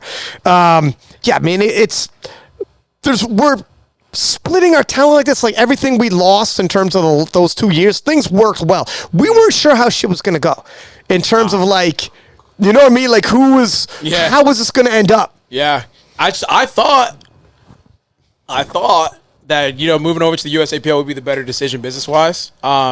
But then like literally as soon as I moved over, I'm seeing Powerlifting America make good moves media wise, and that's always been something that I love. Like I love like whenever federations take it upon themselves to create the content or create like the storylines. People are always like, I remember like one of the early criticisms of me was like, oh, like I'm too into myself, and it's like, bro, I have to shoot the shit and then like actually do it myself because no one else is gonna do it. Like, I have to be my own promoter because the federation, they're not really on that wave. And then when I saw PAs start doing small stuff like having like pre-meet interviews or post-meet interviews, literally like you're sitting there with your coach and talking. It's like, yeah, so squat was tough, but my coach trusted me. We were able to make that. Yeah. That's so cool. But it's like little things like that help take it to the next level. But yeah, that split was. Well, that's the stuff you were saying you wanted to see in the sport Yeah. a long time ago. On the King List podcast, you were talking about like, I want us to be like other sports. Why can't I wear a suit and and people are all talking shit, and then the next year people are dressing up? Yeah. Oh, That's the thing. Have you seen that? Yeah, I have. They're not necessarily wearing suits, but they're taking it upon them. They're taking it upon themselves. Expressing themselves. Exactly. Like you did. Exactly. And not everyone has to wear a suit. I only wore a suit because I wore a suit for IPF Worlds because to me that's a very regal event. And then I wore a suit to Vegas because I just wanted, it's almost like that prize boxer type of look. Where you're wearing a suit with a fur coat. For my next meet, I might pull up in something different. Who knows? Dude, it looks so fly. It was, like the pictures were amazing. Yeah. But this is how it's done. Exactly. When like for someone to say like, oh, like you said, people, oh, he's into himself. Why would he show up with photographers dressed like that? This is how you get people to talk. Yeah. This is how you get people to notice. And this is how you're going to get everyone else to be like, I want to be like that. Yeah. I want to be that guy. And yes, 100%. Express yourself however you want to. Anyone else wants to express themselves, but do it. It takes one person to do it. Take a little bit of heat. Yeah. The first guy's going to get shots. The first guy who jumps out of that battle wagon's going to take some bullets. Yeah. But he's also the bravest guy because he's the first one out of the battle wagon, isn't he? I truly like what came about that because I enjoy watching powerlifters express themselves on meet day, whether it's like the way you actually compete or just like what do you think is appropriate or like what do you want to show off whenever you actually pull up to the meet. Like I've seen lifters like maybe some lifters just suited and booted. Some lifters pull up in a fucking like a robe or some shit, or like maybe they look like a cowboy or however they want to look. Some come with suitcases and shit. But I'm like, okay, there you go. Now we're injecting some personality into this. Like now we create more storylines. We create more opportunities for people to be invested into the sport. And I think that PA and IPF is actually, which is weird because I always looked at them as like extremely corporate and by the book. They're the ones that are kind of going outside a little bit more and more, along with SPD as well, to kind of push narratives and like kind of like accentuate and show off some of the personalities of the lifters. And I feel like USAPL is like coming along, but it's Powerlifting America and IPF that are kind of like leading the way in that respect. And oftentimes we forget like that's the global, and there's like a bunch of different other nations, and on national levels, like it's different too. So, but they're under the IPF umbrella. Yeah. So like in France, they were doing, because I'd worked with Penna on the Silent Worker meet, and they were doing like, it was like a flipping rock concert, man. They had like hundreds of people jarred in, chanting, like it was, I remember they had like the backboard, the what do you call those? The massive screens. Oh, the God damn it! Well, anyways, massive screens. That's good enough. screen. Jumbo, they say jumbotron or jumbotrons or whatever. Yeah. But they also like were. It was to the point where like Leah wasn't in the competition. Mm-hmm. It was after Worlds. It was after she had missed weight at Worlds and was still not feeling amazing about herself. And whatever, it is what it is. It was like 2-3 weeks later, and she's like, I don't want to lift. I'm going to help out. Leah's going to help out. Like those people, like family over there, when they have an event, all hands on deck. Doesn't matter how you feel. Leah's there, and they have a thing called Leah's Kitchen, and she like makes like protein cookies, whatever. It's cute, amazing food. And she's there with like Penna's mom, and they got their like, chef's thing on, whatever, aprons on or whatever, and they're baking and selling these baked goods. And then by the time squats are done and they're benching, Leah's like, takes off her apron, hold my apron. And everyone's like, qu'est-ce que fuck? And Leah drives home, doesn't tell nobody, grabs her singlet, her belt, comes back and it's like, I'm going to deadlift. And then Penna's like, all right. So he's like, when deadlifts come, I want you to give it. So when the deadlift comes and it's like question mark, no one's like, what is this, a guest lifter? And I could see Leah Bavois in the wings, and she's about to go. And this in France, like they go nuts. Yeah. They go nuts for these people. I fuck with the French, man. I fuck with them hard. Everyone knows that though. But so I stand up on the table and I'm like, ladies and gentlemen, the queen is back. And I'm like, giving it. Throw your hands up. Leah Bavois, and then boom, these like the fireworks type deal on the sides come up. Yeah. The jumbotron goes up, and it's a picture Leah like this. It's Leah Bavois, and then she comes out, and the crowd was like, "Holy shit, it's Leah Bavois!" Yeah. And no one thought it was coming, and she starts smoking lifts. And I give that story just to give like it's different all over the world. When we picture IPF. We're picturing IPF Worlds, but under that umbrella is so many different flavors. Yeah. I mean, if you go to Ukraine, it's one way. If you go to Italy, it's one way. But if you're in France or PA, they can do whatever they want. PA, rock and roll. If your sports, Americans, if your sports you're used to seeing come in a suit, beforehand and afterwards, we're having with your coach, if that's what your sports look like in America, IPF is like, do your thing. Yeah. And some people think when they watch IPF Worlds, it's all going to look like IPF Worlds, and it'll look like however you want. You have a license on that. And Gaston, Power, and IPF in general don't come in there very often and try to I mean, there's obviously policies, but they're going to let you run with this creative-wise. So I think now people are starting to do this. Like young people are getting involved and be like, Americans are like, this is how we've like. I'm glad when you said what you said on the podcast, and other people have. Americans are like, this is how we view our sports. That's how I want to view my sport. Yeah. So you're doing it yourself, and then see if change is coming. And then other people in PA, people in France are like, this is how we do our thing. Yeah, it's starting to happen. It's so crazy that you mentioned Leah, because now that I think about it, like you mentioning her, there's so many like superstars in powerlifting now.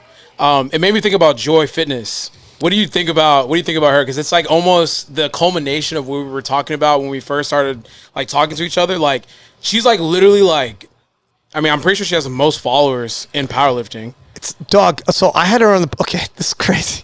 So Junior Worlds 2022. She had a TikTok like account, obviously, and like 15,000 ish. But she had just started, was getting some heat. 15,000 isn't crazy, but starting to get some heat. I'm commentating with Gavin. Gavin's got like 400,000 or whatever on TikTok. Yeah. And we're at Junior Worlds, and I remember telling Gavin, this girl's gonna do something. Like, I got a feeling she's going to do something with it. And Gavin's like, yeah, what's her TikTok? And I'm like, on TikTok, I could just tell, though, she's catching heat, though. I can tell she's got some momentum. It's not there yet, but I got that feeling. Like, when I first, swear to God, man, when I researched you and I seen all of the bodybuilding, the look, the way you carry yourself, I'm like, there's something's going to happen. You meet, sometimes you meet people. There's certain people where you meet them and you're like, nah, this person, like, you could just see the aura around them. Like, they're going to make it happen. They're going to figure it out. Attach yourself with these, surround yourself with these people. It'll inspire you, motivate you, collab in the future, whatever. So I was telling Gavin, and I remember him looking up and like, oh yeah, 15,000, but my man's got like 400,000, and all right, cool. And I remember talking to her in Turkey and being like about her ideas on TikTok and whatever the shit, and her telling me what her vision is and how she wants to start cutting videos and blah blah blah. And I remember thinking like, she's gonna do it. This is gonna happen. So when she's going on the platform and I'm like, TikTok star, blah blah blah. That's how I'm referring to her.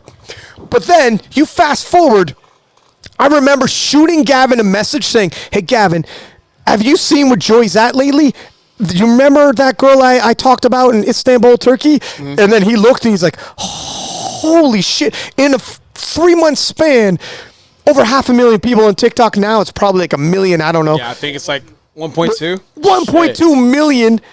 I mean, it's insane. She posts. If there was some reposts, I'd get like over 100,000 likes. And I'm like, holy shit, man. Yeah. It's crazy. Yeah, I remember like whenever I didn't even know who the fuck, I'm not even gonna lie to you. I didn't know who she was like the beginning of this year at all. Like I was like, So I remember we were doing a shoot, and I think Weez told me, he's like, "Hey, have you heard of Joy Fitness?" And I was like, "No, who's that?" It's like she has the most followers, like as a powerlifter. And I was like, "Really? What the fuck? I've never heard of her." And then like come to find out, bro, she DM'd our brand account. Damn, that was a DM you guys should have caught. Yeah. Fucking Weez, man. Yeah. God. We check these DMs, goddamn. Dog. But I was curious because like now that I look across the sport, we have Joy, we have Leah, we have Jesus, we have Keiko. Like has now become like somewhat of a powerlifting superstar. He almost has 100K on IG just off of powerlifting. After Sheffield, a lot of those people got a huge boom. Huge boost, yeah. I've noticed. He had that viral meme. Yes. That transcended powerlifting though. That was like on some anime shit, which is like right on brand. I could not believe how good when that shot happened, I was commentating. Yeah. And as the shot happened, and everyone who follows knows what we're talking about, Gavin Eden just hit that deadlift.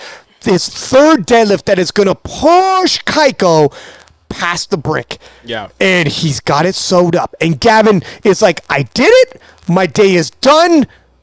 Give me my crown. I just won the Battle of 93. And Gavin's leaving the platform. Yeah. He's looking like just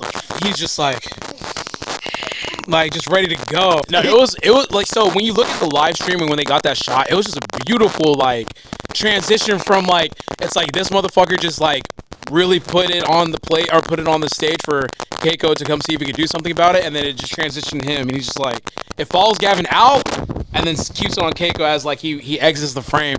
Perfect shot. It's beautifully shot, and you get lucky with certain things like the lighting and like you try to catch it if you can. And so that blew up, and obviously we all know like Keiko. This is what helps make Keiko electric. It was amazing. What's your favorite moment that you've commentated in powerlifting? Because you've been a part of some amazing performances. I do got one. I will say.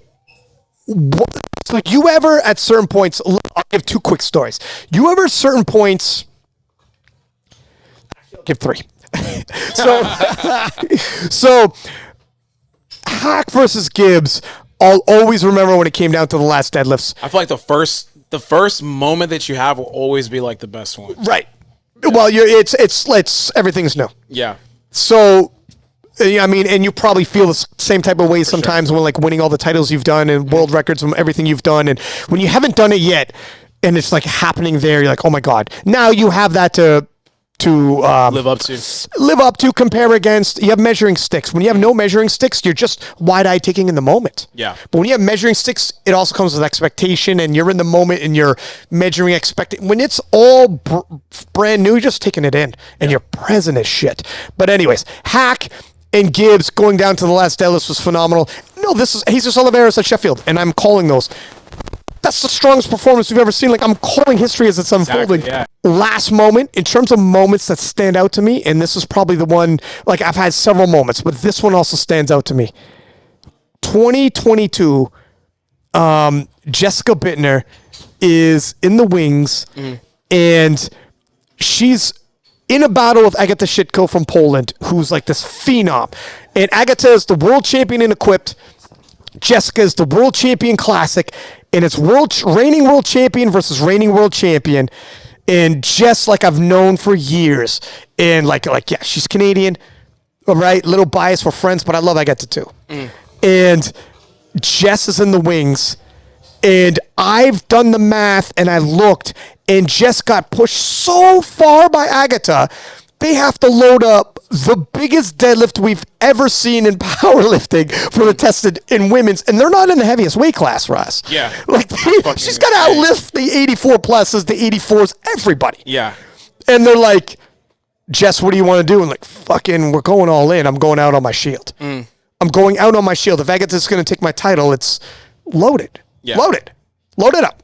And I remember saying, this is the biggest deadlift we've ever seen in women's history. Yeah. The Canadians are going all out. That's fucking crazy. They're going out. And I remember saying that, looking off into the side and seeing Jess with her earphones in, going, like getting ready, and the Canadian team behind them being like, let's go. You got this. Like the boys are back there, ramping her up. And she's like, let me go. Tell me when. And they're like, you got, they're rallying up. And I see this live on the air, and I have to stand, and I'm like, oh. And that's a moment with someone you know and you've known for years, and like they're from the same nation, the whole nine. And I mean, the most unlikely of outcomes, down to the very last deadlift, you have to do a ridiculous feat. It's like, Russ, I'm sorry, what do I have to dead to win? Russ, I can't believe it, dog.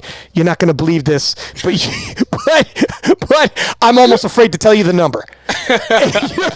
and you're like, fuck it, don't tell me, load it. Yeah. And they're like, all right then.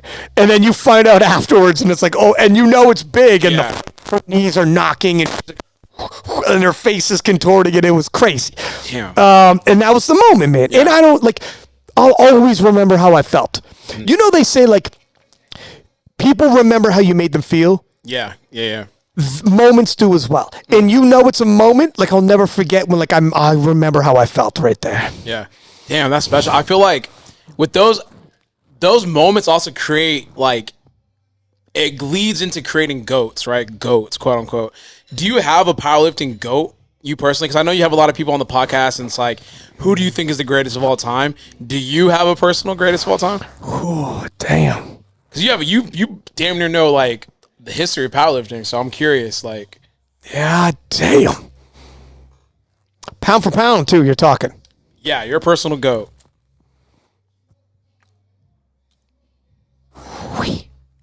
It's a hard question. I'm going to tell you right now, so this is where it gets down into, and this is an interesting conversation. We've talked about this. Do you like those big performances that, oh my God, you blew everybody's socks off? The best description is Jesse Norris way back in the day, massive, like 915 or whatever the hell it was as a 93 junior. I don't know if we'll ever see that again. As a junior, too. That's just still not broken, I don't think. Still not broken in the open, let alone juniors. It's crazy. Yeah. But he also disappeared like 2 seconds later, and he wasn't against other people at the time. He was like at a local level. Or do you like the person that could hang around like yourself year after year? Personally, I don't think I've had a top 5 powerlifting performance. It's tough because I was competing against Brett, and Brett, I don't think people remember, like, Brett beat me bad in 2018, like, bad. He did 830 in 2018, and then I came and did 833 or whatever that number was in 2019. Brett's performance was unheard of. Yes. Like, it was unheard. He was, what was he, like, the heaviest of total? 10 times body weight, yeah. Body weight. And I would put that performance over my performance in 2019 Worlds because he was the first to do it. It was, like, unprecedented. He set the bar, and I just came and just pushed it a little bit higher after. That's why, like, I don't think I've had a top, like, objectively speaking, I don't think I've had a top 5 powerlifting performance of all time. However, you're going to be in the GOAT debate. So here's through longevity. And that's where people need to, that's where it's a moving criteria where people are like, and you know what? If Brett Gibbs never existed, like I'm glad he did because you would have lost that rivalry. Yeah. But if he didn't exist, your performance might have been like, oh my God, we've never seen, you've been so far ahead of everybody else. Yeah. So then there's also that conversation of like some people in certain weight classes. Here's something else we're starting to see in powerlifting. Other weight divisions that previous history were not very deep talent-wise are starting to become deep talent-wise. And it puts in perspective previous performances as well.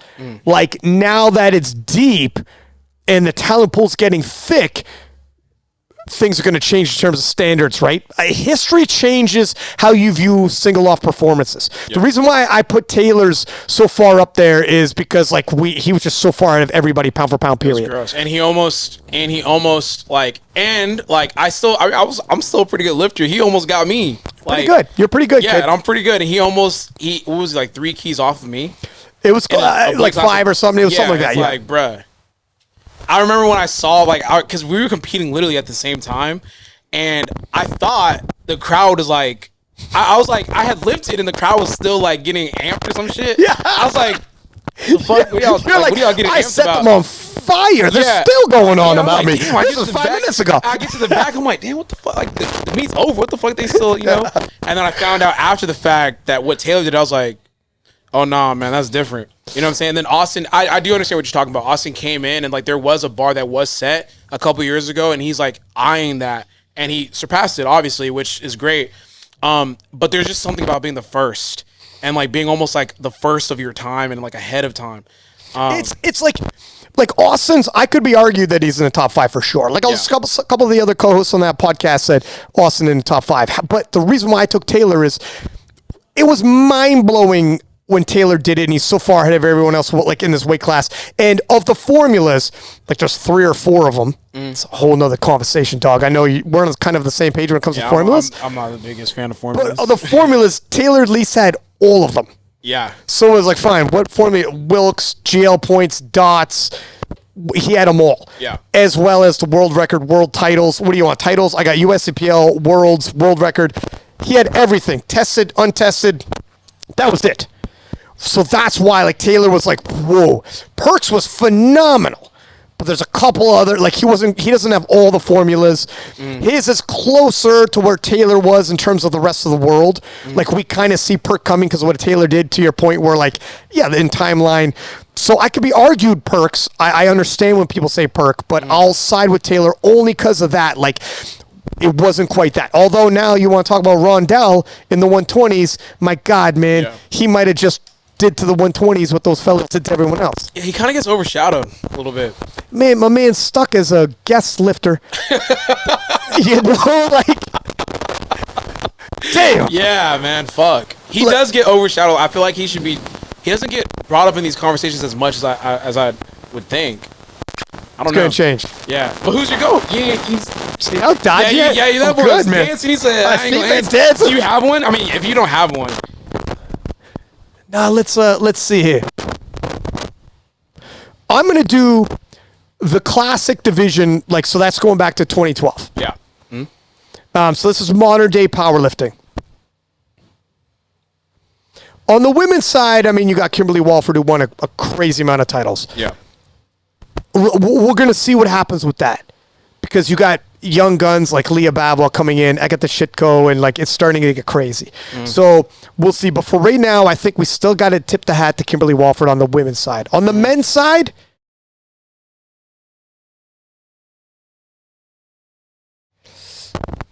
I think we're still sitting at Ray Williams because he has so many world titles and literally held all of us on his back for, like, he made it on ESPN first. Yeah. Squatted 1,000 pounds first. Like, he was the guy. Yep. I'm still going to go with Ray. But, again, at what point do you nudge Jesus over Ray? So my goats are pretty much the same. Kim has been winning since it's been like a thing. Right. And she's been in like difficult battles. She's just proven it over the course of time. Ray was just, I came into powerlifting when Ray was like, it's like damn near peak Ray. Peak Ray. You know, so it's like, bro, he was squatting 1,000. I remember it was like a thing, like you don't miss a Ray Williams squat. Like you are there. Yeah. I remember watching him squat in the Arnold, and then obviously the ESPN post. He was the first ever.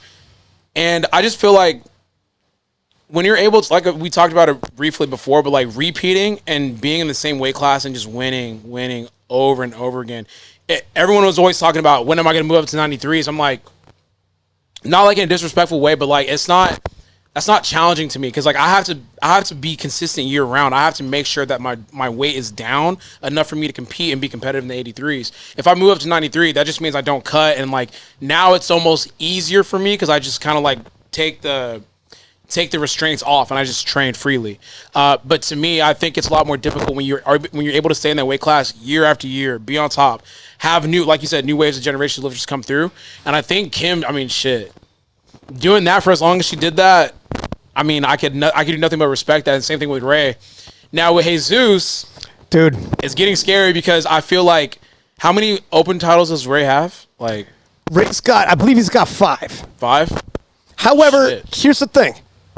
Jesus is like beating untested records. Like Jesus is threatening to beat untested in wraps, while he's only in sleeves. Like Jesus is like, Jesus has what, 2 titles? 2021, 2022, 2023. Oh shit. and Sheffield. And Sheffield's performance wasn't at Worlds, but Sheffield's performance, he took the tested. He's the strongest powerlifter that ever lived. Period. Get whoever you want. Yeah. Go get who you want. So, yeah, man. Shit. Never mind. I know. Yeah. It's a debate. Well, okay, because like it's tough because Jesus is like the strongest. Period. Right. Right. But I always look at it. It's like, well, yeah, you're supposed to get stronger over the course of time, right? Like human beings are probably going to get stronger over the course of time. So, Right. But you did bring up a good point, which is probably the point for me is if he wins again, which is probably going to happen, he's going to be the new GOAT because on top of winning 4 open titles, you're literally beating untested lifters that are using wraps. In wraps, like they're on gear. Yeah. And in wraps, Now and they got equipment. That extra element to it, to me, lends it to being like, okay, yeah, this guy. It's crazy. Yeah. It's literally like it's the spread's getting too big. And he's 26. What is he, 25, 26? I think he's 25, and he'll be 20. Yeah, I think he's turning 26 next year. So, Which is great. He hasn't even physically peaked. My which man. is scary, you know what I mean? it's crazy. So I'd be comfortable with Jesus taking it and becoming the GOAT. Like by, let's see what he does at Sheffield. I might even give it to him with 3 Worlds, 2 Sheffields. If at Sheffield he takes the wrapped untested, If he does that, I mean. I don't know, man. But I do like the longevity thing too, though. Yeah, I'm big on, because to me, greatness and, yeah, just greatness in general is something that you've done over time. We've seen a lot of people come into the sport, have one good meet, and then they just disappear, or like they get injured or something bad happens. I just have a problem with lifters calling themselves the GOAT after like one good meet. Because I'm like, everyone could have one good meet. But can you do that over and over again with new pressures, new lifters coming in, people on your ass? Like, can you still come out on top? I like to see, like, your resume matters. Dots and formulas, they're cool. But I don't think that it should be the only thing that you use to determine, like, how good a lifter is. I like to see head ups. I like to see you pressured. What do you do, like, when you're down? Like, maybe you're, like, 0-2 in squats. Like, can you rise back up, then still win? Like, can you be pressured? Like, all those things matter to me. Yeah. So yeah, I think we'll see, man. I think it'll be interesting to see like what's gonna happen going forward. But I wanted to ask you, like, how do you feel about lifters calling themselves the GOAT at this point? Like young lifters. I'm a little different than some people. I like I don't mind when someone's bold puts their chest out. Put it this way. And I know, like, Taylor, and, like, I've had these conversations, he doesn't like, certain people don't like it. Like, Taylor had said, I didn't start talking my shit until, like, I, A, won the world championship, and B, his story kind of parallels yours, for people listening. First Worlds, he didn't win, he lost to Shell, and then the rematch, he beat his Brett Gibbs, which was Shell, and then he became world champion, and he was like, so actually, like, and then he was like 1-1 with Shell, and then he became like, okay, I'm the shit right now. He actually won 2018. Shell wasn't there and came on the podcast and was like, you won, good. I wasn't there. When you were there and I was there, I won. I wasn't there, you won. Now we're going to find out who's the man. In 2019. It's the same year you beat Brett and became number 1. It's really when Taylor, he was the defending world champ, but he hadn't beaten his version of Brett Gibbs, became the man. Yeah. And then won best lifter and was like, then he said, only then when I won again, defeated my other adversary that was like the peak adversary, was tested against a guy who nobody could talk. Who'd you ever face? He'd be like, well, go against Shell and see what happens. Just like you have Brett. Yeah. Talk shit about Brett. What you and Brett were doing in 2019, the rest of the world still isn't really catching up. 1 or 2 here. Which is kind of fun. That's great. Yeah, it's kind of crazy. Yeah. Powerlifting. Yeah. Every 3 months, shit's getting new. Yeah, The fact that you and Brett in 2019, 830s, Yeah. the rest of the world who are elite aren't hitting 830s yet. Yeah. It was crazy how far ahead you and Brett were, and you push each other. But anyways, going back to Taylor said, I started talking my shit then. I'd won 2 titles, defeated the number 1 guy who would oppose me, became best lifter, then I started talking shit. He's like, prove yourself, then start talking shit. He comes from the old school like that. Yeah. I got you.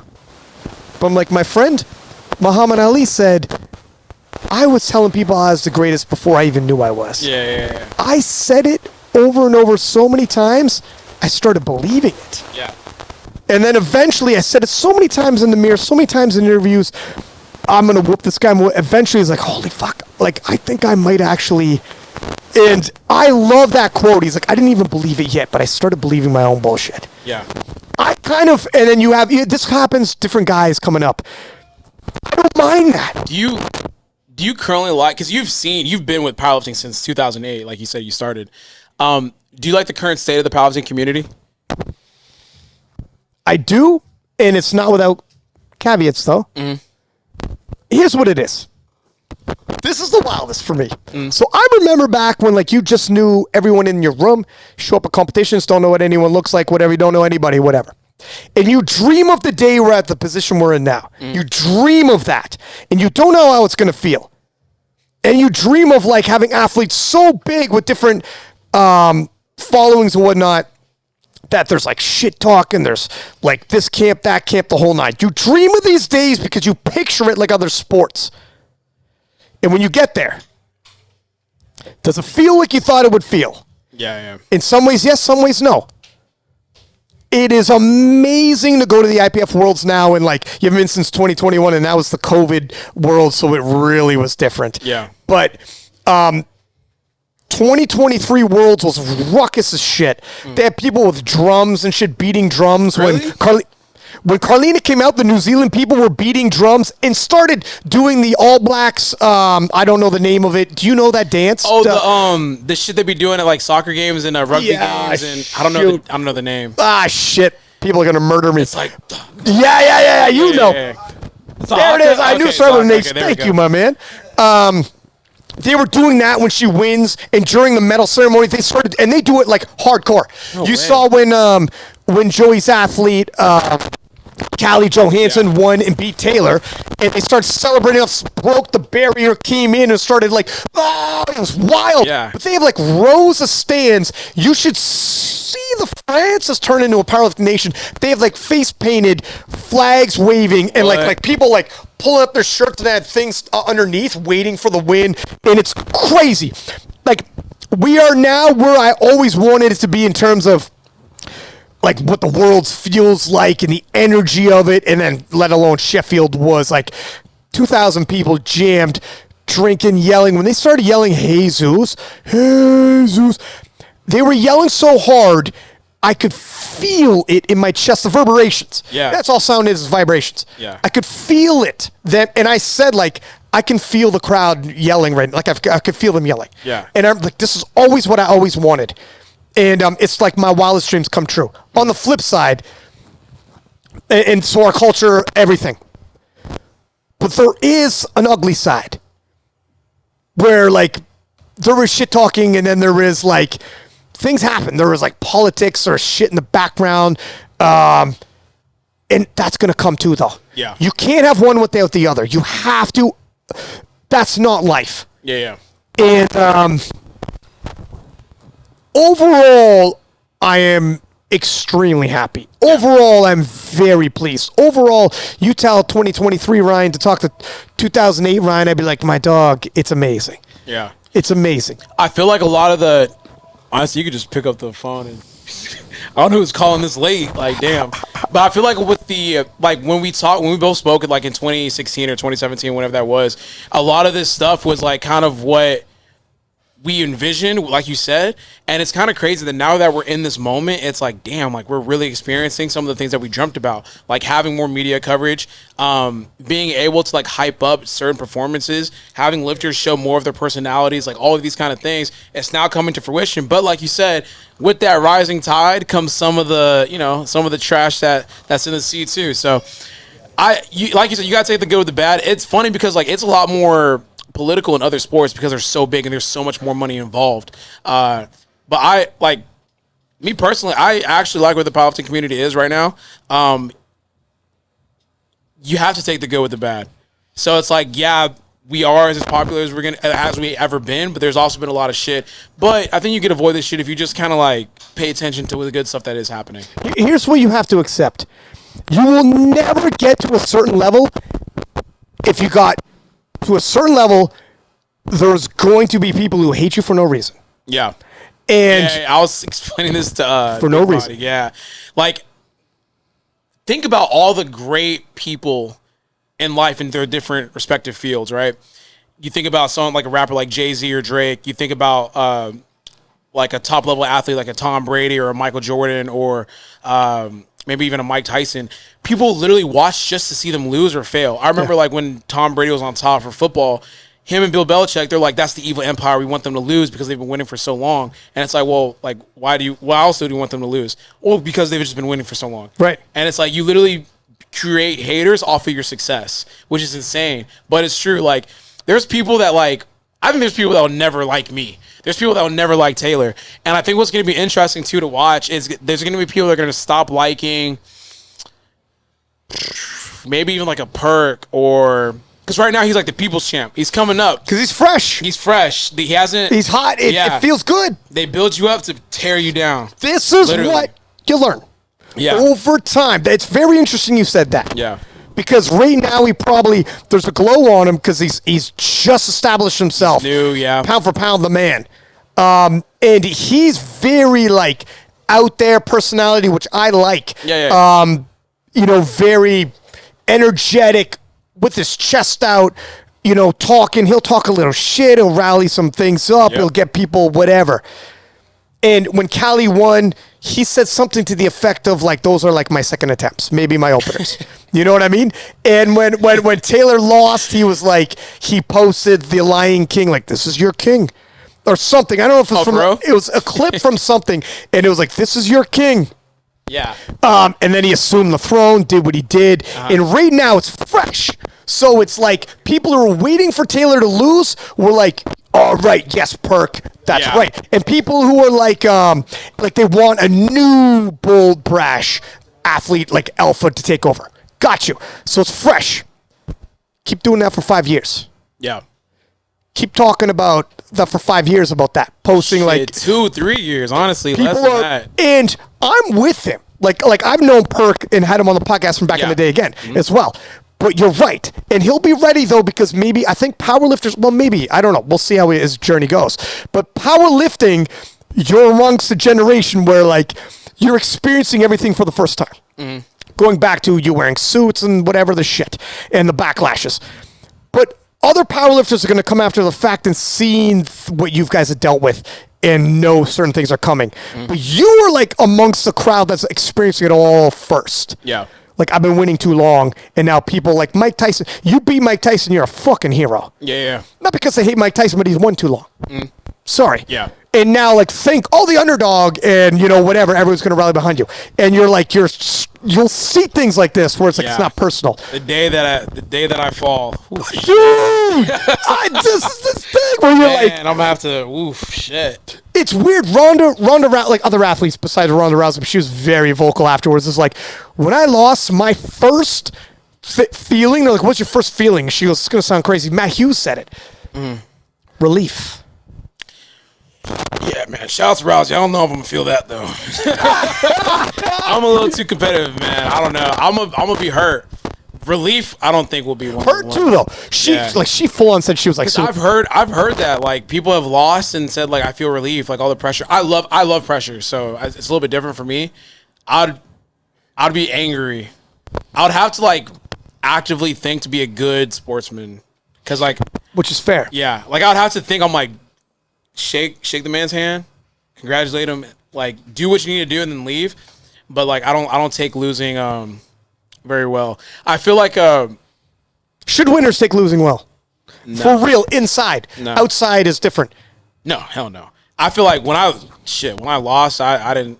I remember. I mean, I've said this a million times. When I lost to Brett, I literally told Joey like I was so embarrassed. If anything, it was like more of embarrassment for me. I'm like, fuck, bro. Like I went out like this. I told Joey, I was like, we're never gonna feel this fucking feeling again. Like I'm never gonna feel this again. At the very least, like I always told myself he's stronger than me, but like at the very least, I'm never gonna be embarrassed like this powerlifting ever again. Like there's no way.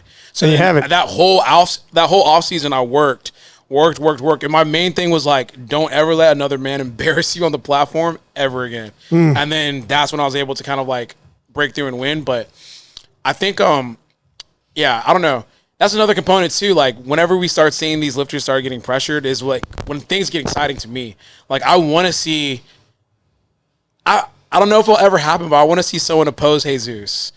I want to see someone come through and oppose Amanda. Goddamn, Amanda's been. So here's the thing: if you're around long enough, you'll find your person. Like you found, like nobody's opposed you like Brett, obviously. Yeah. And I'm so happy his era, which was cut short due to injury. Yeah. God, if Brett was still around, would have been amazing because he's still young. Yeah, no, it would have been crazy because he's still the only lifter in my weight class that I looked at that was like legit stronger than me. I was like, I don't like top end. He's stronger than me. But where I get the edge, or where can I get the edge, is execution and going 9 for 9. That's the only way I'll win. And how amazing is, like, everyone still remembers that he did a mock meet and he did 862.5 or whatever the shit. And it was like, and this was back in the day. Yeah. And it was like, all right, well, oh my God. But on the flip side, when you walk in there being like, I have to execute 100%, I could do this. Yeah. I could pull this out, but it ain't going to be easy. I got to be like 100% 9 for 9. So you had Brett. Amanda had Daniela Mello originally in 2019, actually. So that was really good. That's a pivotal Worlds, huh? That was epic. That was like an all-time battle. You and Brett and what you ended up being, looking back, the significance of you and Brett, looking back, what Taylor ended up being, the significance of Taylor versus Shell, who got revenge on Shell, just like you got revenge on Brett, and looking back, what Amanda Lawrence ended up being, the significance of Mello versus Lawrence. When we look back at 2019 Worlds, that was a special Worlds. Yeah. Those were goats. It was, that's like a Sheffield, and we didn't know it. Yeah. We didn't know this is a Sheffield happening right now. This is. Oh my! Can you imagine if those like matchups were actually like Sheffield now? Like at the time we knew they were good, but you hadn't like won yet, let alone ever since you've been winning. Yeah. But now when we look back, no, those are two goats. Yeah. Because Brett, everything did beforehand. I had a PR my total by 30 keys to come out on top. Dog, can you believe it? Yeah. Is that crazy? Be like, all right, I'm going to win this, but I got a PR by 30 kilos. Yeah, which is fucking insane. Going into a competition telling yourself that. Yeah. Can you win? I'm going to need a fucking 30 kilo PR total, but it's possible. Yeah. And then Amanda and Danny went like down to the line. Right down to the last deadlift.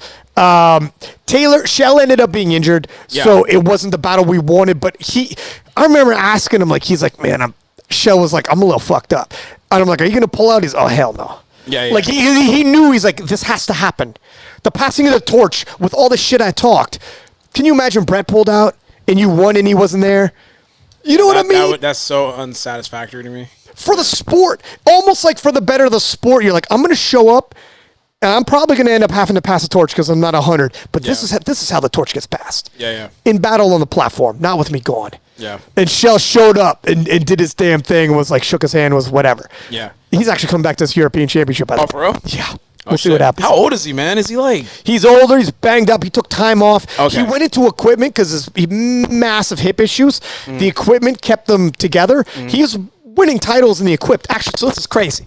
So he loses to Taylor, goes over to equipped. There's a guy named Oleg, 74 kilos, 17 world championships in a row in the equipment. Damn. 17.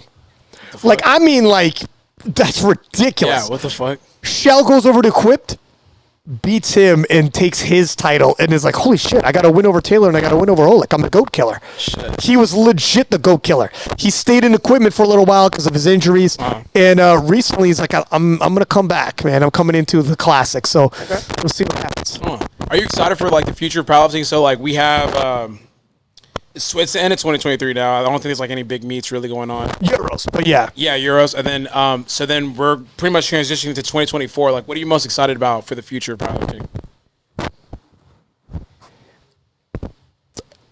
Immediate future, I love that all these USAPL guys are back and girls are back. And like yourself included, obviously. It wasn't the same. Yeah. And whatever happened. It's a weird era, but I love that a huge amount of the top heavy hitters are coming over. And I hope more come, whoever's staying over. I hope more come so that we have that amalgamation. And the PA Nats title, winning a PA Nats title, making it onto a world's team is going to be freaking insane in some weight classes. Yeah, some weight classes is gonna be like your worlds, damn near, like their version of worlds. It's going to be you'll have the best of the best of the best. Yeah. Yeah, it's terrible that in some weight classes there can only be one. I am crazy looking forward to seeing those USAPL guys at Worlds. They're not going to make Sheffield. Okay, so to answer your question, I'm super excited about Sheffield. There's more announcements to be made. And my God, Sheffield's going to be a banger. Yeah. And the first Sheffield blew my mind with how it felt. So I want to know what happens on the second round. But I also can't wait to see Worlds and see what happens when you fellas coming over from USAPL. It's gonna be exciting. Clash of PA Nats. Let's see what our team looks like. Yeah. There's a couple people who think they're coming over and already have their ticket to Worlds. Oh yeah. And That's what I'm excited about, to be honest with you. I don't know. Yeah. Proof is in the pudding. Do you think that there's a big difference between competing on your own soil and then versus actually having to travel overseas to do so? I've gotten in debates and DMs. I got some people who are convinced time zones don't exist. But okay, it's not like it's an NOBL. But it's a factor. But it's not an NOBL. And some people can adjust. And you could do a million things to adjust. I got some people who adjusted when it was in Europe. And they came from North America. So they feel like, look at, so-and-so adjusted, did amazing, and won. Okay, that's a 6-hour time zone difference.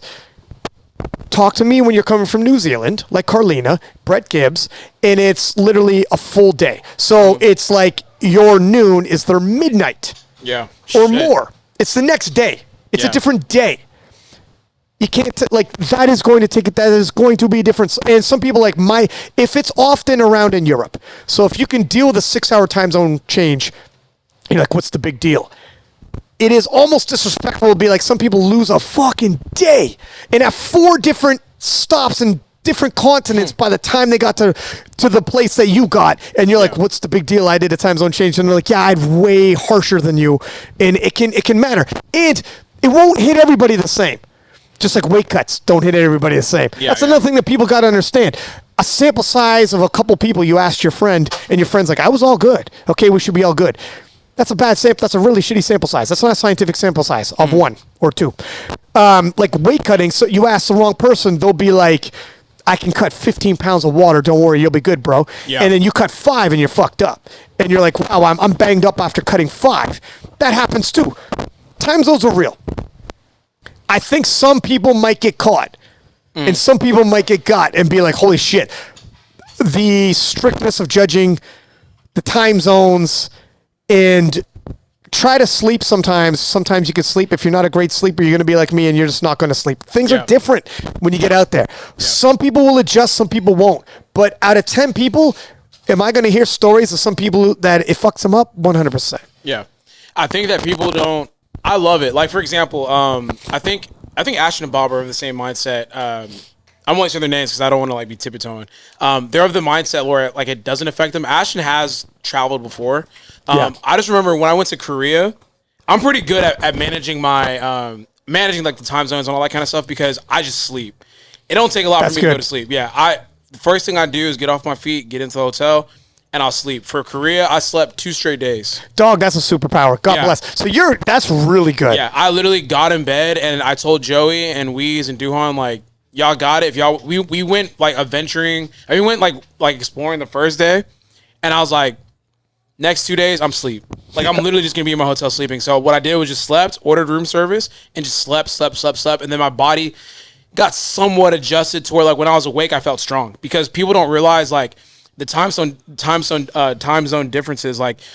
You might be awake, but your body feels fried. I don't know how to explain it. You feel like you can't really give as much effort as you possibly can. So you go into your training session. It's almost like you're sleepwalking through the training session. You just feel like you can't activate or mentally get into the training session. So I think people underestimate that. And then just the fact that you need to get off your feet.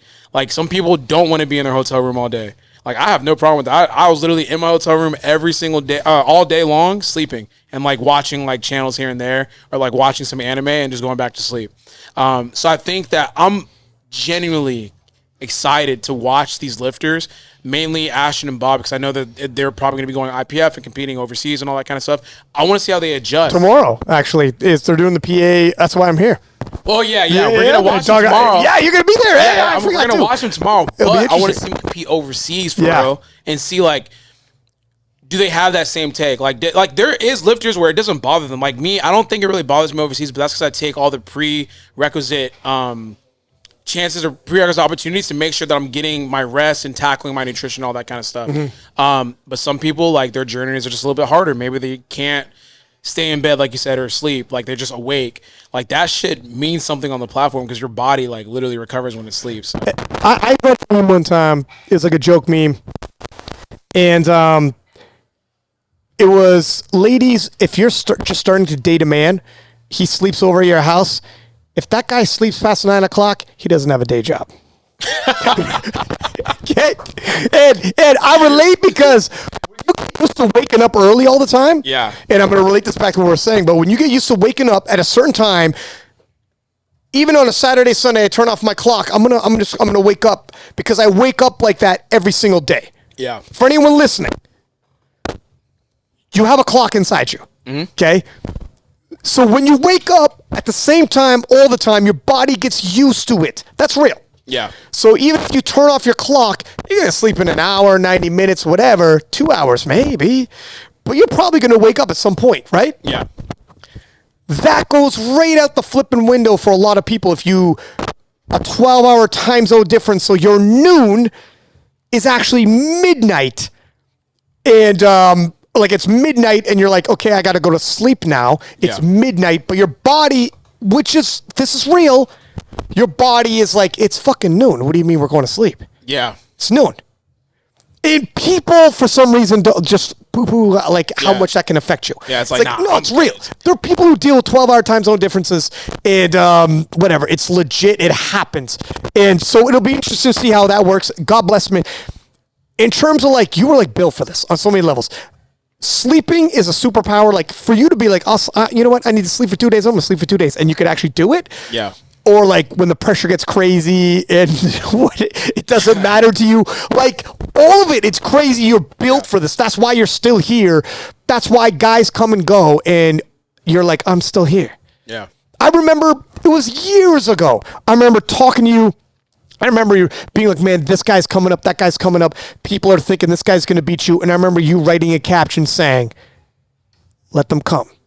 And Doug, I drop that with my boys all the time, and they think it's me. They're not powerlifting dudes. Yeah. And I see shit like that, like, well, that's fly. Yeah. But I use it. But you are built like that. You can like year after year, all of these things matter. I think they don't understand. Like that's probably why you're still here. Yeah. It's because you have the ability to do that. For the same thing for me, where I'm super energetic when I talk on a podcast, on a live stream. I'm an energetic dude. I'm a extrovert. Other people's energy gives me energy. When I'm in a room of people, if I do public speaking, like when I was on that reality TV show, there'll be 1,000 people. I do a public speaking and the media's there, like live television. Some people get smaller and get a little more quiet and whatever. Some people get bigger. Yeah. And I feel nervous, so I'm a human. I feel nerves, but I get bigger when I feel it. Yeah. And I like talk louder, and I'm pacing more, and I'm like, whatever. It's how everyone reacts differently. And the same thing, that's a blessing. Where the TV producers, when I was on the reality TV show, was like, biggest asset you got in this business, Ryan, you're fearless. When it comes to like the media, the camera comes on, you're in front of a live crowd, you got to give a speech, you're fearless. Not entirely true. I felt the fear, but I know what they meant. Yeah. The curse, the gift and the curse. There's a gift and curse to everything. And life isn't all just sweet. I go back to my hotel room and that energy doesn't leave. Yeah. And I'm not going to sleep. Are you going to sleep tonight? Probably not. No, sir. Because I'm like, bro, like, I'm not going to lie. I'm pretty fried. Like, I've been up since 3 in the morning. I don't know. I'm very, like, I'm a natural. It's weird because I wake up naturally at 4 a.m. Oh, shit. Yeah, 4 to 5 a.m. Like, if I could control my day, and if I had, like, an ideal day, I would roll out of bed and come train at 5 in the morning. Damn, and do you feel strong? I feel powerful, actually, yeah. Wow. When I eat food, I feel weaker. It's not weaker, but I feel like more, what's the word? Is it lethargic or some shit like that? Yeah, I feel lethargic. Like, slow, nasty. But when I'm fasted, I feel sharp, which is weird. I don't know the science behind that, but like literally I could have, not today because I was up all night, but I usually could wake up at 4 or 5 a.m. and come to the gym and have an amazing session. A lot of like my PRs from years ago, that was like at 8 in the morning, 7 in the morning. Whoa, training. shit. Yeah, which is weird. But like when I eat food, I like feel worse. I don't like competing like that. I mean, this all helps. Yeah. To like be able to Because when I'm perform like that. overseas and it's time to do the weight cut, I could operate on minimal food. I think my body's just really efficient at breaking down like what I do give it. So like when I do that weight cut and I rehydrate, I never over rehydrate because my body don't even like that much food and shit. And I'm used to training fasted. So when I come into the gym, most of the time it's like I'm training with no meals inside of me. Then I get my first meal at 2 p.m. Have you changed things up since back in the day? Like, what are some of the things you have changed up? Or has it just been consistent? I've tried my best to wake up a little bit earlier and eat something because I feel like science says that you train better when you have a little bit of fuel inside of you. But I just can't get like, if I'm squatting and I've eaten and I feel like I'm about to throw up, I just won't push. I refuse to do it. Like today, like, I think I found the reason why. So on my last rep, I was squatting 727 for 4. Dude, My knees feel it right now for sure. And on the last rep, I didn't even bother really pushing that much because I could feel like little food kind of like bubbling up a little bit. What's your body weight right now? I have no clue. Probably like 195. I'm getting leaner. There's a big discussion on this, man. Oh, how my body weight is? Oh yeah. I'm lean. I'm actually like, I'm pretty lean now. Like when you look at me, like my face isn't when I'm fat, when I'm like 200-ish. I mean, fat's a strong word. Well, sorry. When I'm like bigger, my face is extremely round. That's usually the giveaway. But like right now, I feel pretty lean. I haven't checked my body weight really consistently, but last time I checked it was like 195, like 196. See, I don't know if people actually think you're heavier or they're seeing numbers you're pushing and they're just saying like he's got to be heavy. People think like they don't have the barometer, they don't have the data, and they think he must have gained weight in that year. He hasn't had to cut weight. Maybe he's living. My weight has okay. So like I'll put it like this. I'm always the same weight in my off season. Like the most I've ever gotten was my meet going into Korea. That's the heaviest I've ever been. It was like 200. But even so, my best ever performance, not best ever performance, but I remember 2021 Raw Nationals, I was 200 when I started my cut. Yeah, I remember I got on the scale and I was 199. And I started working with FAM. And I got my weight down to like 185, 184. And I remember we would have to like eat more because I was too light. Because I drop weight fast and it affects me, but not like crazy. See, when I meet people at powerlifting meets now, if they're gonna say like you're crushing these weights, that is gonna be one of the narratives. Is like, is he too big? They also, and I think people forget that you were from the IPF, but this is USAPL in general. Squat depths, that's not necessarily you.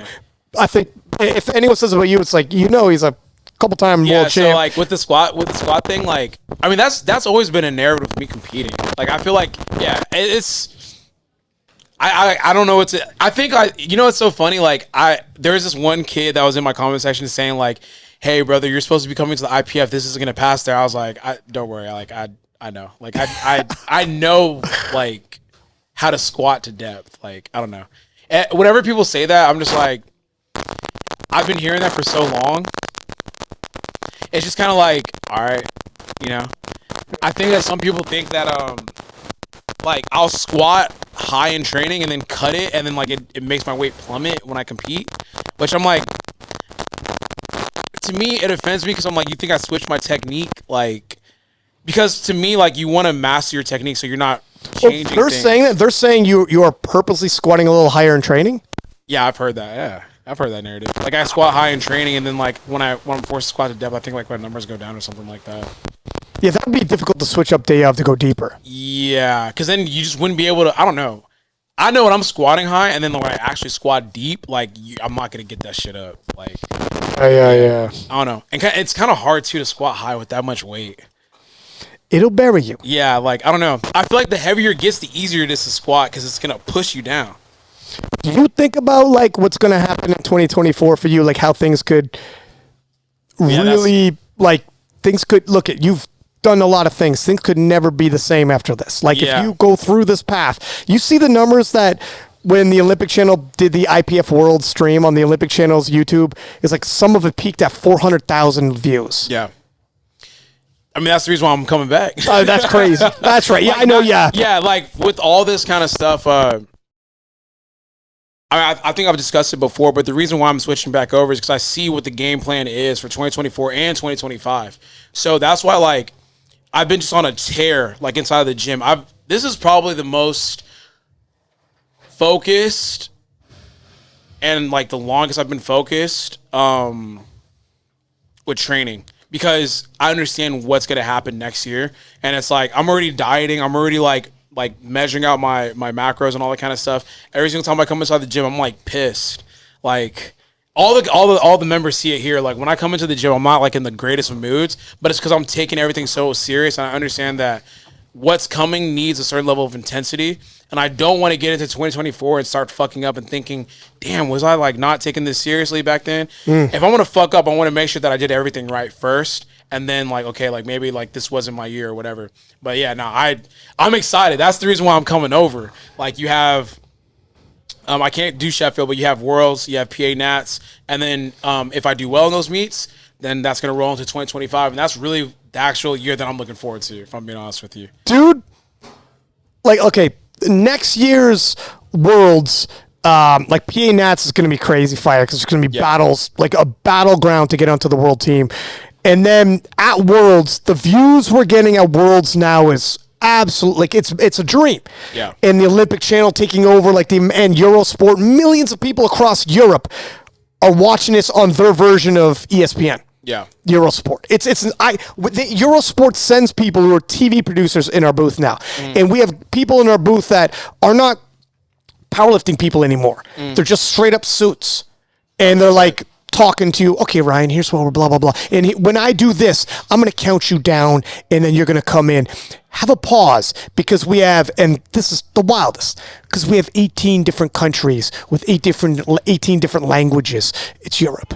It's Eurosport. It's millions of people across dozens of countries watching this. So when I bring you in, we need it all to sync up at the same time and blah, blah, blah. And it's like, holy fuck, this is the level we're at. That's just Worlds, and you're going to experience that. Your 2021 Worlds, which was like COVID Worlds, so it was like a really shitty Worlds for that. It was fun. But in terms of experience-wise, to the Worlds you're about to walk into, you're going to be like... Lithuania. You're going to be like, like Lithuania, you're going to be like, what the hell has happened since I've been gone? But then on top of that, to your point, 2025, Sheffield, if you win Worlds or wildcard invite, whatever the shit, so you don't have to just... But Sheffield in World Games. That's the one I'm aiming towards, to be honest. It's crazy. Yeah. Like, in your branding-wise, I know you're a businessman, you're doing your thing. The doors that can open up, partnerships that can happen, collaborative efforts, the platforms you're going to be on, the eyeballs that are going to be watching. It's much, much, much, much, much greater now. And it's a big deal to be on these platforms. Because we were talking about, like, from everyone, like, everyone knows SBD.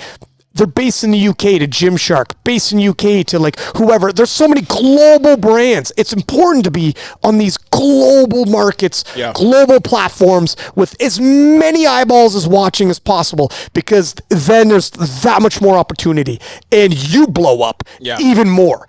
And those are the conversations that we were having in the DMs. Like, it's like, yo, man, you can't do nationals. Voicemails, DMs. Yeah. I remember when we were at Worlds, I'm like, man. I was like, you and Joey were hyping me up. You're like, bro, my dude, you should be here. Where you at, man? And it's like, and the conversation was like, are you really about to do nationals? Because you got to be really careful, because that clock like is getting too close and it's getting risky. And that's why I ended up pulling out of nationals. I was like, fuck, man. Like, I don't think it's a smart move to do this, especially when all this is lined up in the pipeline for 2024 and 2025. So it's like one step back, missing nationals. Yeah. The runnings forward you're going to do in 2024 and 2025. Make up for it. Yeah. More like... so much more. It's so much bigger. You would never like, I prefer to do USAP Old Nats. Like, ask Rondell how much that bumped his career. I told Rondell would die to be in your shoes. Yeah, he would die to do it. He was here a couple weeks ago, and I was like, bro, no one told you like not to do that shit. I was like kind of surprised, but His situation, because he got suspended because of he was gone for game day meet or some shit like that. Or? It was I forget which one, but 4 years he didn't compete, and 4 years they working out the political BS in Trinidad about this. Sheesh. Fairly convoluted situation. 4 years he's waiting, and he's like, "Fuck it, I'm breaking. I'm gonna do a meet." And how many people he knew he was with? He would have a room full of people that were his people. And then after 4 years, they all dwindled down to it was just him left. Hanging on, trained all the way through it. If you guys have followed Rondell, he never stopped training for 4 years. You know, you're like a year off, and you're like, I'm getting kind of antsy. Yeah. My man did 4 years training. He's like, I don't even know what I'm training for. Finally broke, and he's like, I'm going to sign up. I'm going to do this USAPL meet. Even though I know I'm going to get suspended, I don't think I'm coming back anyway. I don't know what's going on. I waited long enough. He does that USAPL meet. 2 weeks later, they rectify the situation in the back. He's like... Oh my god, bro! I would be so pissed off. I would honestly I hope he gets something figured out because that's so fucked, man. It's crazy. That sucks because I feel like that time frame is so close. Maybe they could work something out. I hope. I don't know. It kind of is. Here's the problem. Everybody's under a microscope. So if you do a favor for somebody, it's gonna be like, well, what, you know. So unfortunately, then he went the USAPL route. He did the guest lifter bit at USAPL Nats. USAPL Nats views aren't amazing. No. Compared to like what's going on globally now. So he's a guest lifter in that situation. Already the views aren't amazing. And then on top of that, he's a guest lifter, so he's not winning any official titles. Does the most amazing job as a 120. We'd never seen anything like it. Historic, all-time great performance. And I'm like, Rondell, you know if you did that at Worlds 2 months earlier. Shut down. Yeah. And you'd be going to Sheffield. Yeah. And everybody couldn't wait. What happened with Jesus at Sheffield, imagine Rondell did what he did at Sheffield, what happens to him afterwards. Yeah. And he's like, I don't, when he's on the podcast, he's like, what am I going to do? Like, I'm stuck. And he goes, do I take a year suspension or do I keep doing what I'm doing as guest lifter? And hell no, take a year suspension. And then he was like, will people start respecting what I'm doing over there as guest lifter? Like, what will happen if I do guest lifter? And I keep doing these huge weights, though. Huge weights. And I go, Rondell, what happened when you just did those huge weights? He might as well just do that shit. Like, I think we talked about, he just do that shit in the gym. It's the same shit. You're getting as much respect, man. People aren't giving you as much the love you should get. Yeah. You're not getting we should all, he should be on the tip of everybody's tongue. Yeah. He's amazing. He's He's a gifted once-in-a-lifetime athlete. No, it's like he should be the tip on everyone's tongue. Oh, man. Hey, and there's your soundbite. Tag Rondell. No, I agree. I feel like, hopefully he hears this. It's just like, just take the year suspension. Just train. Oh, no, I talked to him about this. Yeah, I was like, yo, take the year suspension. Spend the year training. You're going to get strong as fuck. And then you're going to demolish what the fuck you did at the USAPL meet. And then you're going to bring that to the IPF. Then, no one's going to see it coming. Like, it's going to be crazy. So just take your training and build. And he's in his late 20s. I think he's like 26. Peak. He's young. Yeah. A year, like I get it, 120s though, the current world champ, Tony Cliff, is 40. Dennis Cornelius, who left, was doing jiu-jitsu, whatever, he's the previous GOAT. He's in his 40s. He's I don't know if he's coming back or not. He has squatted 830. Yeah, I saw some shit. Yeah. And people like, what the fuck? Like, 120s, because they're big men, they're not 400 pounds where gravity wears them down. By the time you're 40, you have other issues. They're huge, but they're not that big. And I think they last longer than, let's say, Perk, Atwood, those guys who are going to be squatting like 650 to 700 pounds when you have such a smaller frame. What that does to your frame, we're seeing with Atwood, Perk's too young. But even Perk on the podcast is saying, I have tons of shit I deal with. I'm in pain all the time. Yeah. He's like, I don't know how long I'm going to last. I don't know if I'm going to make it to Atwood's age competing like this. Yeah. Maybe not. You don't know what tomorrow brings, but it catches up to you. 120s, they're massive framed men. They might keep it pushing. So at 26, I'm like, you take a year off. I understand. You're like, I don't want to lose another year when I already lost 4. My friend, you might have 10 years ahead of you, and this is all like just making your story that much sweeter. Yeah. When he was in 2018, and the first time you were at the Worlds, this is how special Rondell is. He was a junior and he out-totaled everybody in the Open, winning his junior world title. And everybody left that World Championships like, this guy's special. Yeah. Then the 4 years dropped. And he thought he's going into 2019, the Worlds you were in as well, being like, I'm about to show everybody how special I am. I'm going in the Open. I'm still a junior, and I'm gonna wreak havoc. Then that BS dropped. Like, man, when all is said and done, if you like do what we think you could do, this is just gonna be like it'll just make your story that much more compelling. Yeah. I'm excited, man. I feel like it's gonna be a good year of powerlifting. This one was a little bit funky. It was cool because it's Sheffield, but still, I think it's going to be even better next year because of the combination of the USA lifters now coming to PA. Damn, how deep are we in? Like 220? 220? Oh, wow. Is that shit. it? Yeah. Damn. Dog, we always talk a long I time. know, right? We were talking shoot the before shit. we got on this. I know, And right? you were like, we're burning conversation. Yeah, I was like, damn, we're running through conversation, but And- damn, we still ran 220 basically. and I 230. was like, I'm not worried about burning conversation. Yeah. I could conversate for a So long what's time. next for you? Do you have any other plans coming up? I know you have the meet tomorrow. After that, Yeah, and are you gonna be at the meet, sir? I'm gonna be there. What See- time does it start? I gotta be there at 8:30, but there's a prime time session in the evening, so you Oh, could come shit. whenever. Okay, so the morning time is just casual, not casual lifting, but like people lifting, and then the prime time session is the evening time with like Ashton, Bob, Right. and okay. Right. I have to double check. I'm gonna be there all day. I'll message you. Okay. But here's the thing, dog. We come to Houston. This is Russell Voorhees' town, right? We got to check in. Can I say something? What's up, bro? SBD sent me here. Benjamin Banks sends me here. Gaston sends me here. Like, somebody better check in with Russ. And that's what. All right? And that's why I'm here. That's why I'm here. Like, who's gonna check in with Russ? That's a city, and you don't slight the man. I'm like, I'm gonna check in. And that's why I'm here. Yeah. Afterwards, I'm gonna text Gaston and be like, the big man, we're good. We're good, Russ, please. This guy's crazy. And yeah, you know, if you were to even stop by, just being there would be pretty cool. 'Cause people would be like, I'm for sure coming by. I just was Yeah. curious, like, what time would be good to stop by. I want to watch. I like watch people live, so I'm gonna be there. Yeah. and there's a lot of like, you know, there are bigger name people there. I don't know if they're going all out. Some of them are. Like, I know, like, Jessica Espinal, who's like a silver medalist of the world, she's going all out. There's some people going all, like, world levels who are like, I'm going in. I'm making a statement. Yeah. And there's other people who are going to be like, look at, training-wise, I'm going to hit some good lifts. People are going to be happy to see it. I might not go full tilt like it's like a competition on the line. We'll see. Yeah. But, yeah, Bob said, now this is no guarantee, he was thinking about going all out on his last deadlift. Yeah. So we might see we'll see like some top end shit. Kind We'll of see. cruise and then like just Save those energy resources and then be like, Shits and giggles. let's see what happened. So that's immediate next for me. Then I got like SPD will bring me in for like PA Nats. There's Canada's weird with their like nationals.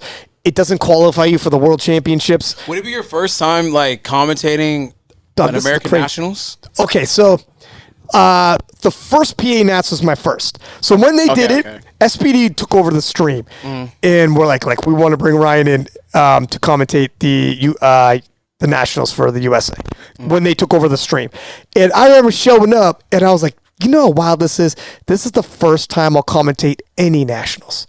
This is the first time I'll commentate any championship less than the World Championship level. Oh shit, I know. It was crazy. Yeah. And then so now I'm gonna do, but now I'm starting to do like more and more.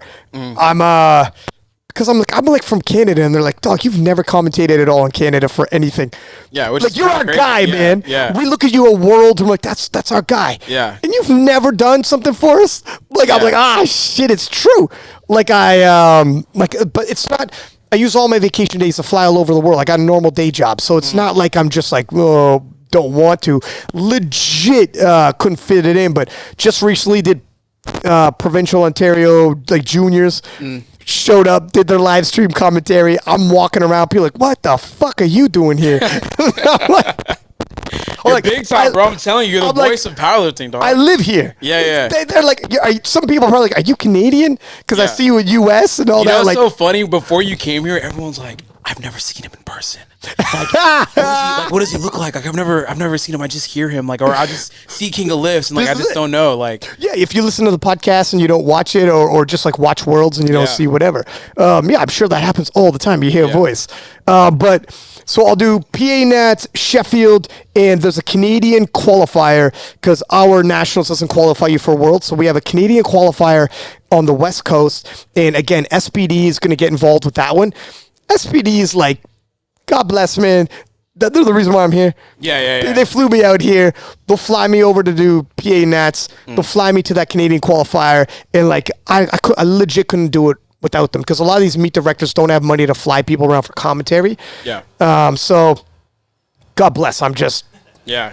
Booked and busy, bro. They booked me busy. I'm using a lot of vacation days. The good thing is, if it revolves around a weekend, I don't got to use a vacation day. I'm just flying in and out, and I got no free time. But it is what it is. Yeah. Damn. Are you gonna fly out like Sunday evening or some shit, or like nighttime? So, I work remote, and I'm an account manager, so I visit accounts. So.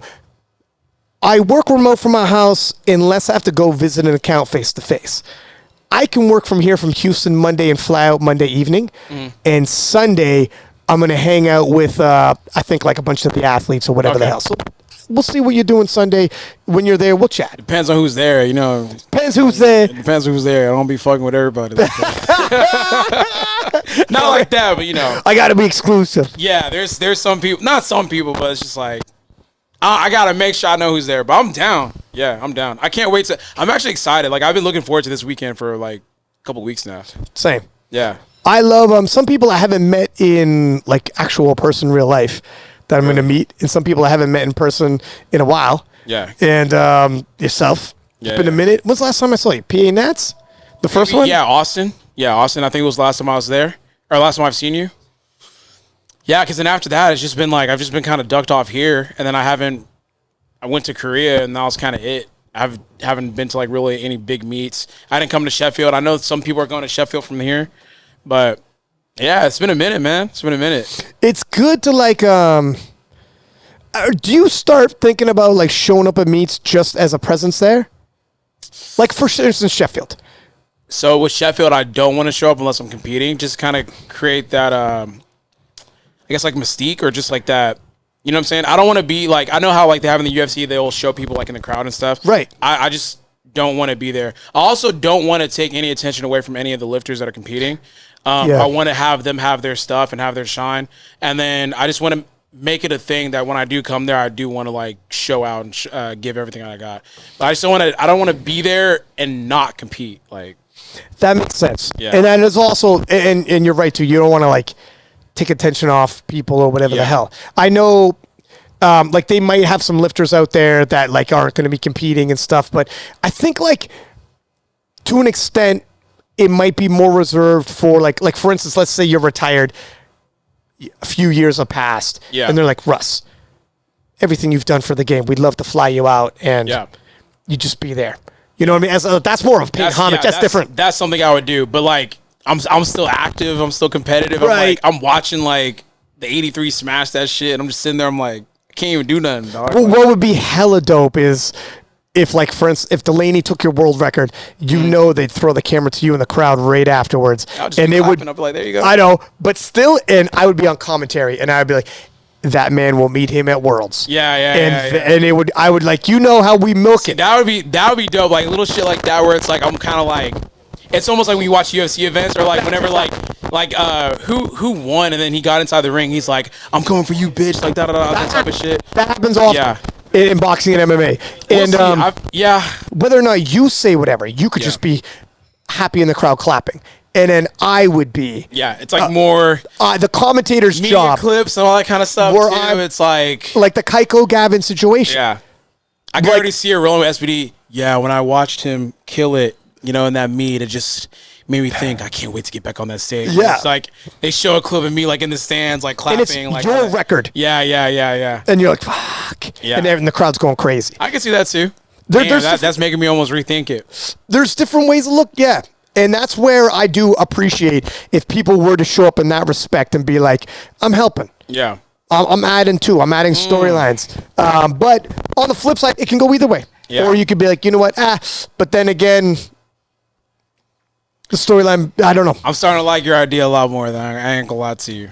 I'll really If I'll you show up rethink in a it. suit, if they pan to you, you're in a suit, and your look on your face is like Yeah. you're clapping, but it's respectful, like like the person next to you won the Oscar, but you were nominated. Yeah. And you're like, okay. You know why? Because I want it to be a thing when I come over there. Jesus. I want it to be a thing. I want it to be a thing when I pull up for the first time, like, over there. So it's like almost like we've been waiting for this, like, for me to come down there and compete, versus like, oh, he was here last year, kind of thing. It won't be that though. I'll tell you that right now. Yeah. Put it this way: if you did that,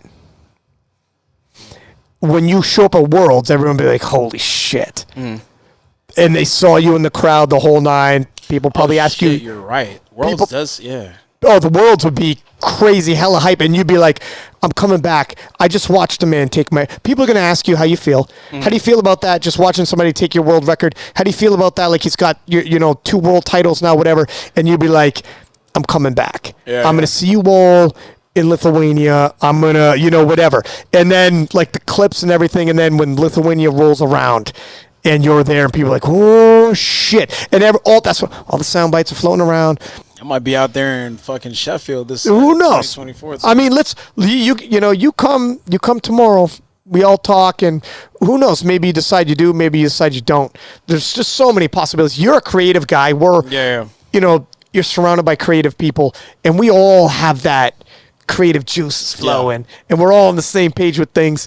We see what happens. What's the most appropriate to make this as hype as possible? We gonna talk. I'm Yeah, starting we'll to. I'm talk. smart. We'll talk. I'm starting to see the vision a little bit, man. I kind of like this idea. But is there anything you wanted to, any like words you want to embark, or just? I always say that shit, but it's just like, bro, like they, you know what I'm saying? I don't know. I mean, What do you got for the powerlifting? Yeah. Any motivational words for young up and coming powerlifters or commentators, people that want to kind of get in the game? Maybe they don't like powerlifting as much, or they don't like competing as much. yeah, stop taking food out of my mouth and stick to powerlifting and let me commentate. I mean, I would say for everyone out there, like globally, I just had this conversation earlier with Yona from Germany, who's like dude finds powerlifting because he found you first, because he's into the gym. And by the way, good podcast. He was like, I was asking him to talk about people like in the name game, and we were talking about you because you're the first guy he found. And we got Jesus. He comes from bodybuilding. He's like, hey, Russ has got some body. He's got some posing. He's like, but he's staying in the pocket on the poses that he's choosing. He's in the pocket. He goes, Yeah. There's a few other ones. He goes, he would love to work with you on a posing game and just like elevate it. But this is like, I'm like, that's like, It's so funny because like I feel the same way. I've been telling Izzy like I need to get with like an actual poser because I suck. he said, well, no, but he critiques and he's like, you don't suck. You have a couple ones that like you nail good, he said. But he thinks like he comes from like posing extremely difficult. Art, yeah. But when you hit it right, like that's the shit. Like bodybuilding's huge on social media, right? But he did say when I got to Jesus, he's like greatest of all time, blah blah blah. He goes, but his posing. He's like, my man's got to learn how to pose. And I'm like, listen, get to Open Worlds, and you got to run like a posing clinic for some of these fellas who are doing it. Be like, all right, fellas, give me 30 minutes of your time. Yeah. We're going to run through a pose down. But it's huge because I was just talking to him about it, and I'll get to my message for the rest of powerlifting in a second. It does run to it. But because you did that, you found, outside of just powerlifting, he's lifting weights. 9 out of 10 people go to the gym and they don't know, they don't go to the gym and like, I want to be a powerlifter. They go to the gym and then find powerlifting, right?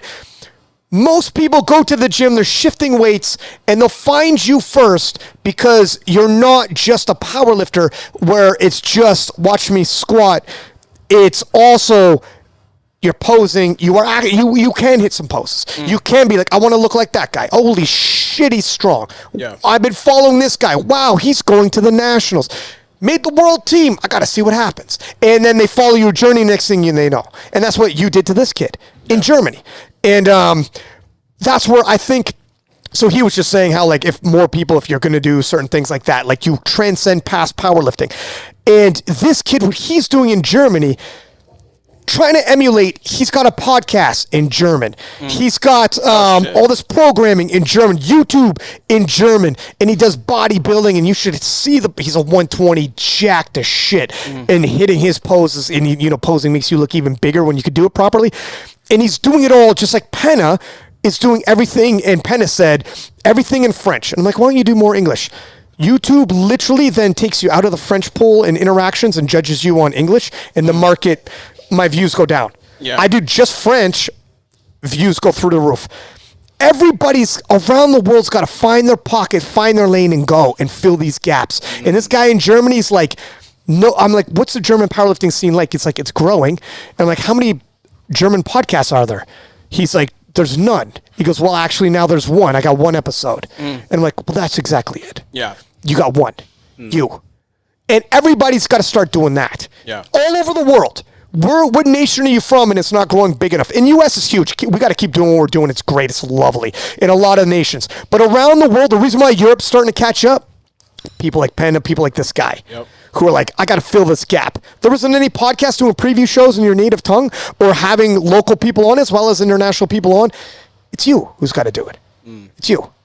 And this guy's like a beast, and he's going to do well and blah, blah, blah. He's the #1 nomination for Euros. But, like, that's what I would say. Start picking it up, man. Start doing the Russell Lohe thing when you're rocking the suit. You just got to... Wear the suit to the German nationals. You just got to fucking do it. I feel like, you have to... we were talking... Were we talking with him about it? Or was it, like, someone else? We were talking about how you have to, like... almost like, oh, no, he wasn't here. But you have to invest in yourself, like, in terms of, like, showing other people different elements of you, because you never know if that's going to, like, kind of like what you said, that guy found me through, like, my shitty posing, right?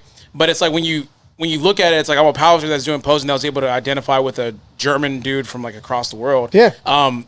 You never know. Like, when you're able to just kind of be yourself and show people different facets of yourself, you might inspire someone that might take that and take it to a different realm. But then also that person that's watching that person and you want to start doing shit, just begin. Just start.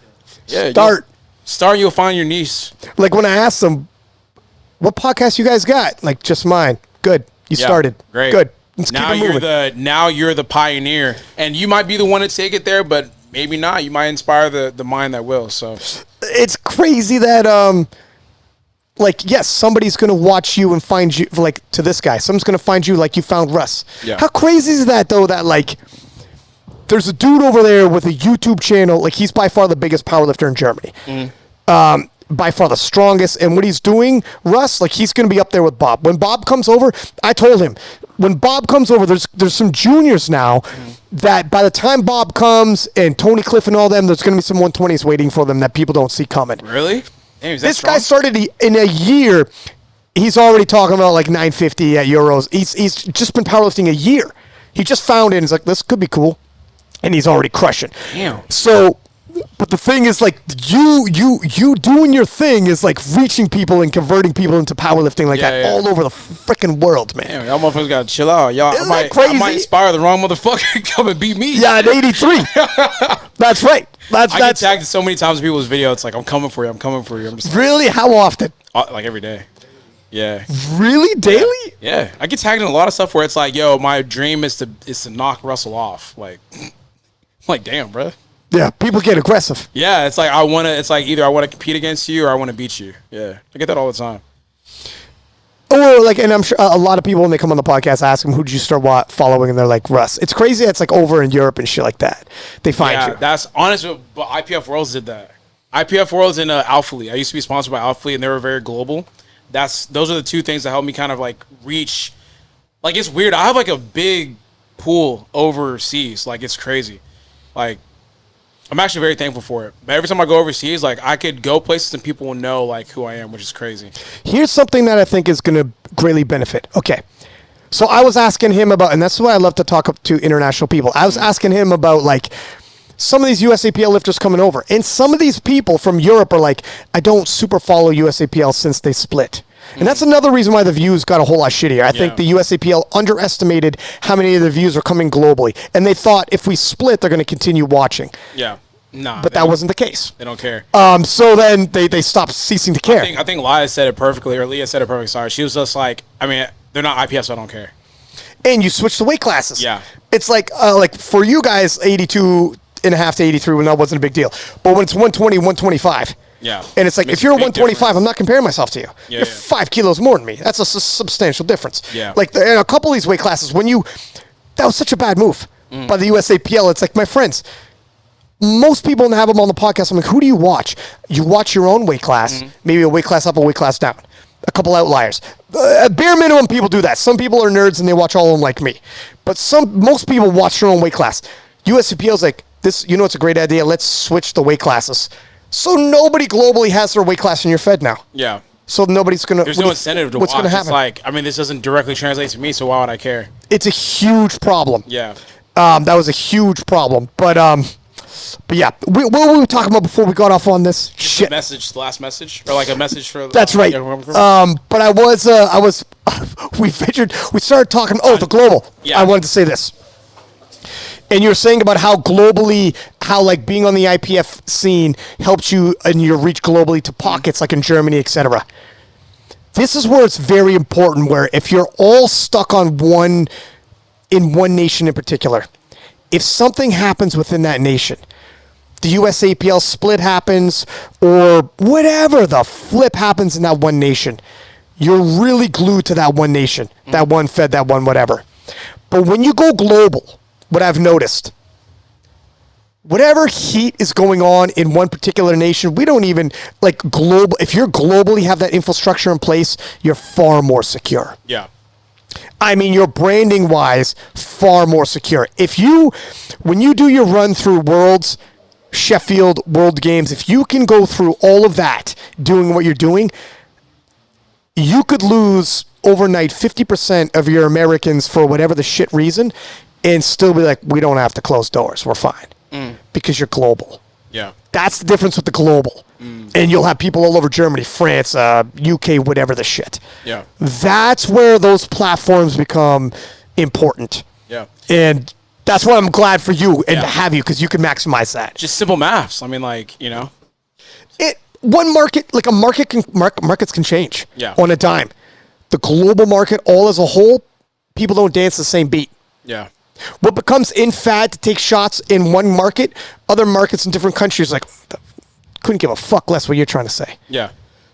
You know what I'm saying? Yeah, no, Where no. they're like, hey, we're like, fuck this guy, right? And they're like, no. Yeah. They're like, you go to Europe and they don't even know what you're talking about. Yeah, true. And they're Yeah. all over Europe. Yeah, And you think what's happening here is so relevant. And then you fly over to Europe to Worlds and they don't even know what you're talking about. Yeah. And you're like, it's almost relieving when I go to Worlds sometimes and some shit's coming on. Yeah. And I go to Worlds, it's like, none of these people know, none of these people Don't care. give And a they're like, fuck, yeah. God bless, you're here. I miss that, and it's man. amazing. Going and over it's to Worlds, amazing. and it's just nothing but love, man. It's nothing Everyone's but like, love. Everyone's And, like super respectful, and it's just like. And when you have that many nations globally all over the place, it'll always be like that. Like, it'll always be, because they couldn't care less. Yeah. It's that is huge. And then when you start expanding your brand like that globally like that, you don't worry about any changing of the tides as much, like economically, federations or whatever. Nothing can happen to shake you as much. You're more insulated. And that's why when the talk was happening about USAPL, IPF, and if it's like people were trying to talk like it's a war, it's not a war. But if like, will IPF, some people like IPF will fold, IPF is dead. And I'm like, they're in 120 nations. Yeah. They're like there are literally governments who recognize the IPF and sponsor athletes, pay for athletes, like universities and like IOC recognition. Like, you thought they were going to die? USAPL kind of lagging a little bit on that shit. Like, It's like, you thought they were going to die? Yeah, like, their tent was going to... Some people are literally talking like they thought their tent was going to fold. Yeah. And I'm like, this is... You don't understand the infrastructure in place. American ignorance. It's like, this can't fold like that. It would be... It doesn't work like that. Yeah. Anyways. So, yeah. But shit, man. That was a good fucking podcast. That was like 250, damn near. Yeah. 245. We like to talk, man. Yeah, man. But shit, that was Ryan. If you guys, once again, this is literally the voice of powerlifting. We can find you where? King of the Lifts. King of the Lifts is everywhere. All different platforms, social media platforms. I'm on TikTok too, man. Are you on TikTok now? I'm not crushing. I'm at 50,000. I need to follow you on TikTok. I didn't know you were on TikTok. Give me a follow. Is it the same shit that you post on IG? Like, It's like some usually roughly about. Sometimes I'll add a little here and there, like a question, like whatever. But yeah, like you'll get it's more King of Lift style. Yeah, okay. I need to try to start doing some of the like take one video and do like a Jesus thing. Pick one video and actually time up sound to it, music to it, whatever the hell, and that'll be just for TikTok. just gotta learn the vibes, and then it's like fast work. Right. Yeah. And I've started recognizing what'll blow on TikTok, what won't. Yeah. Some things will work, some things won't. It is what it is. But all over the social media platforms, the podcast is on all the different audio platforms. I mean, you're going to find King of Lifts. And if you see me at competition, roll up, say hi. I'm friendly. I love talking powerlifting. It's easy. It's an easy icebreaker. Some people are like, I don't know, whatever, feel ways about it, don't feel ways about it. Yeah. Just roll up, start talking, man. I love powerlifting and I love to talk. It's easy. Yes, sir. It's easy to talk to me. Yeah. Awesome. Well, shit. That was episode number 24. That was Ryan Lapadat, the voice of powerlifting. And we'll catch you guys in the next one. Peace.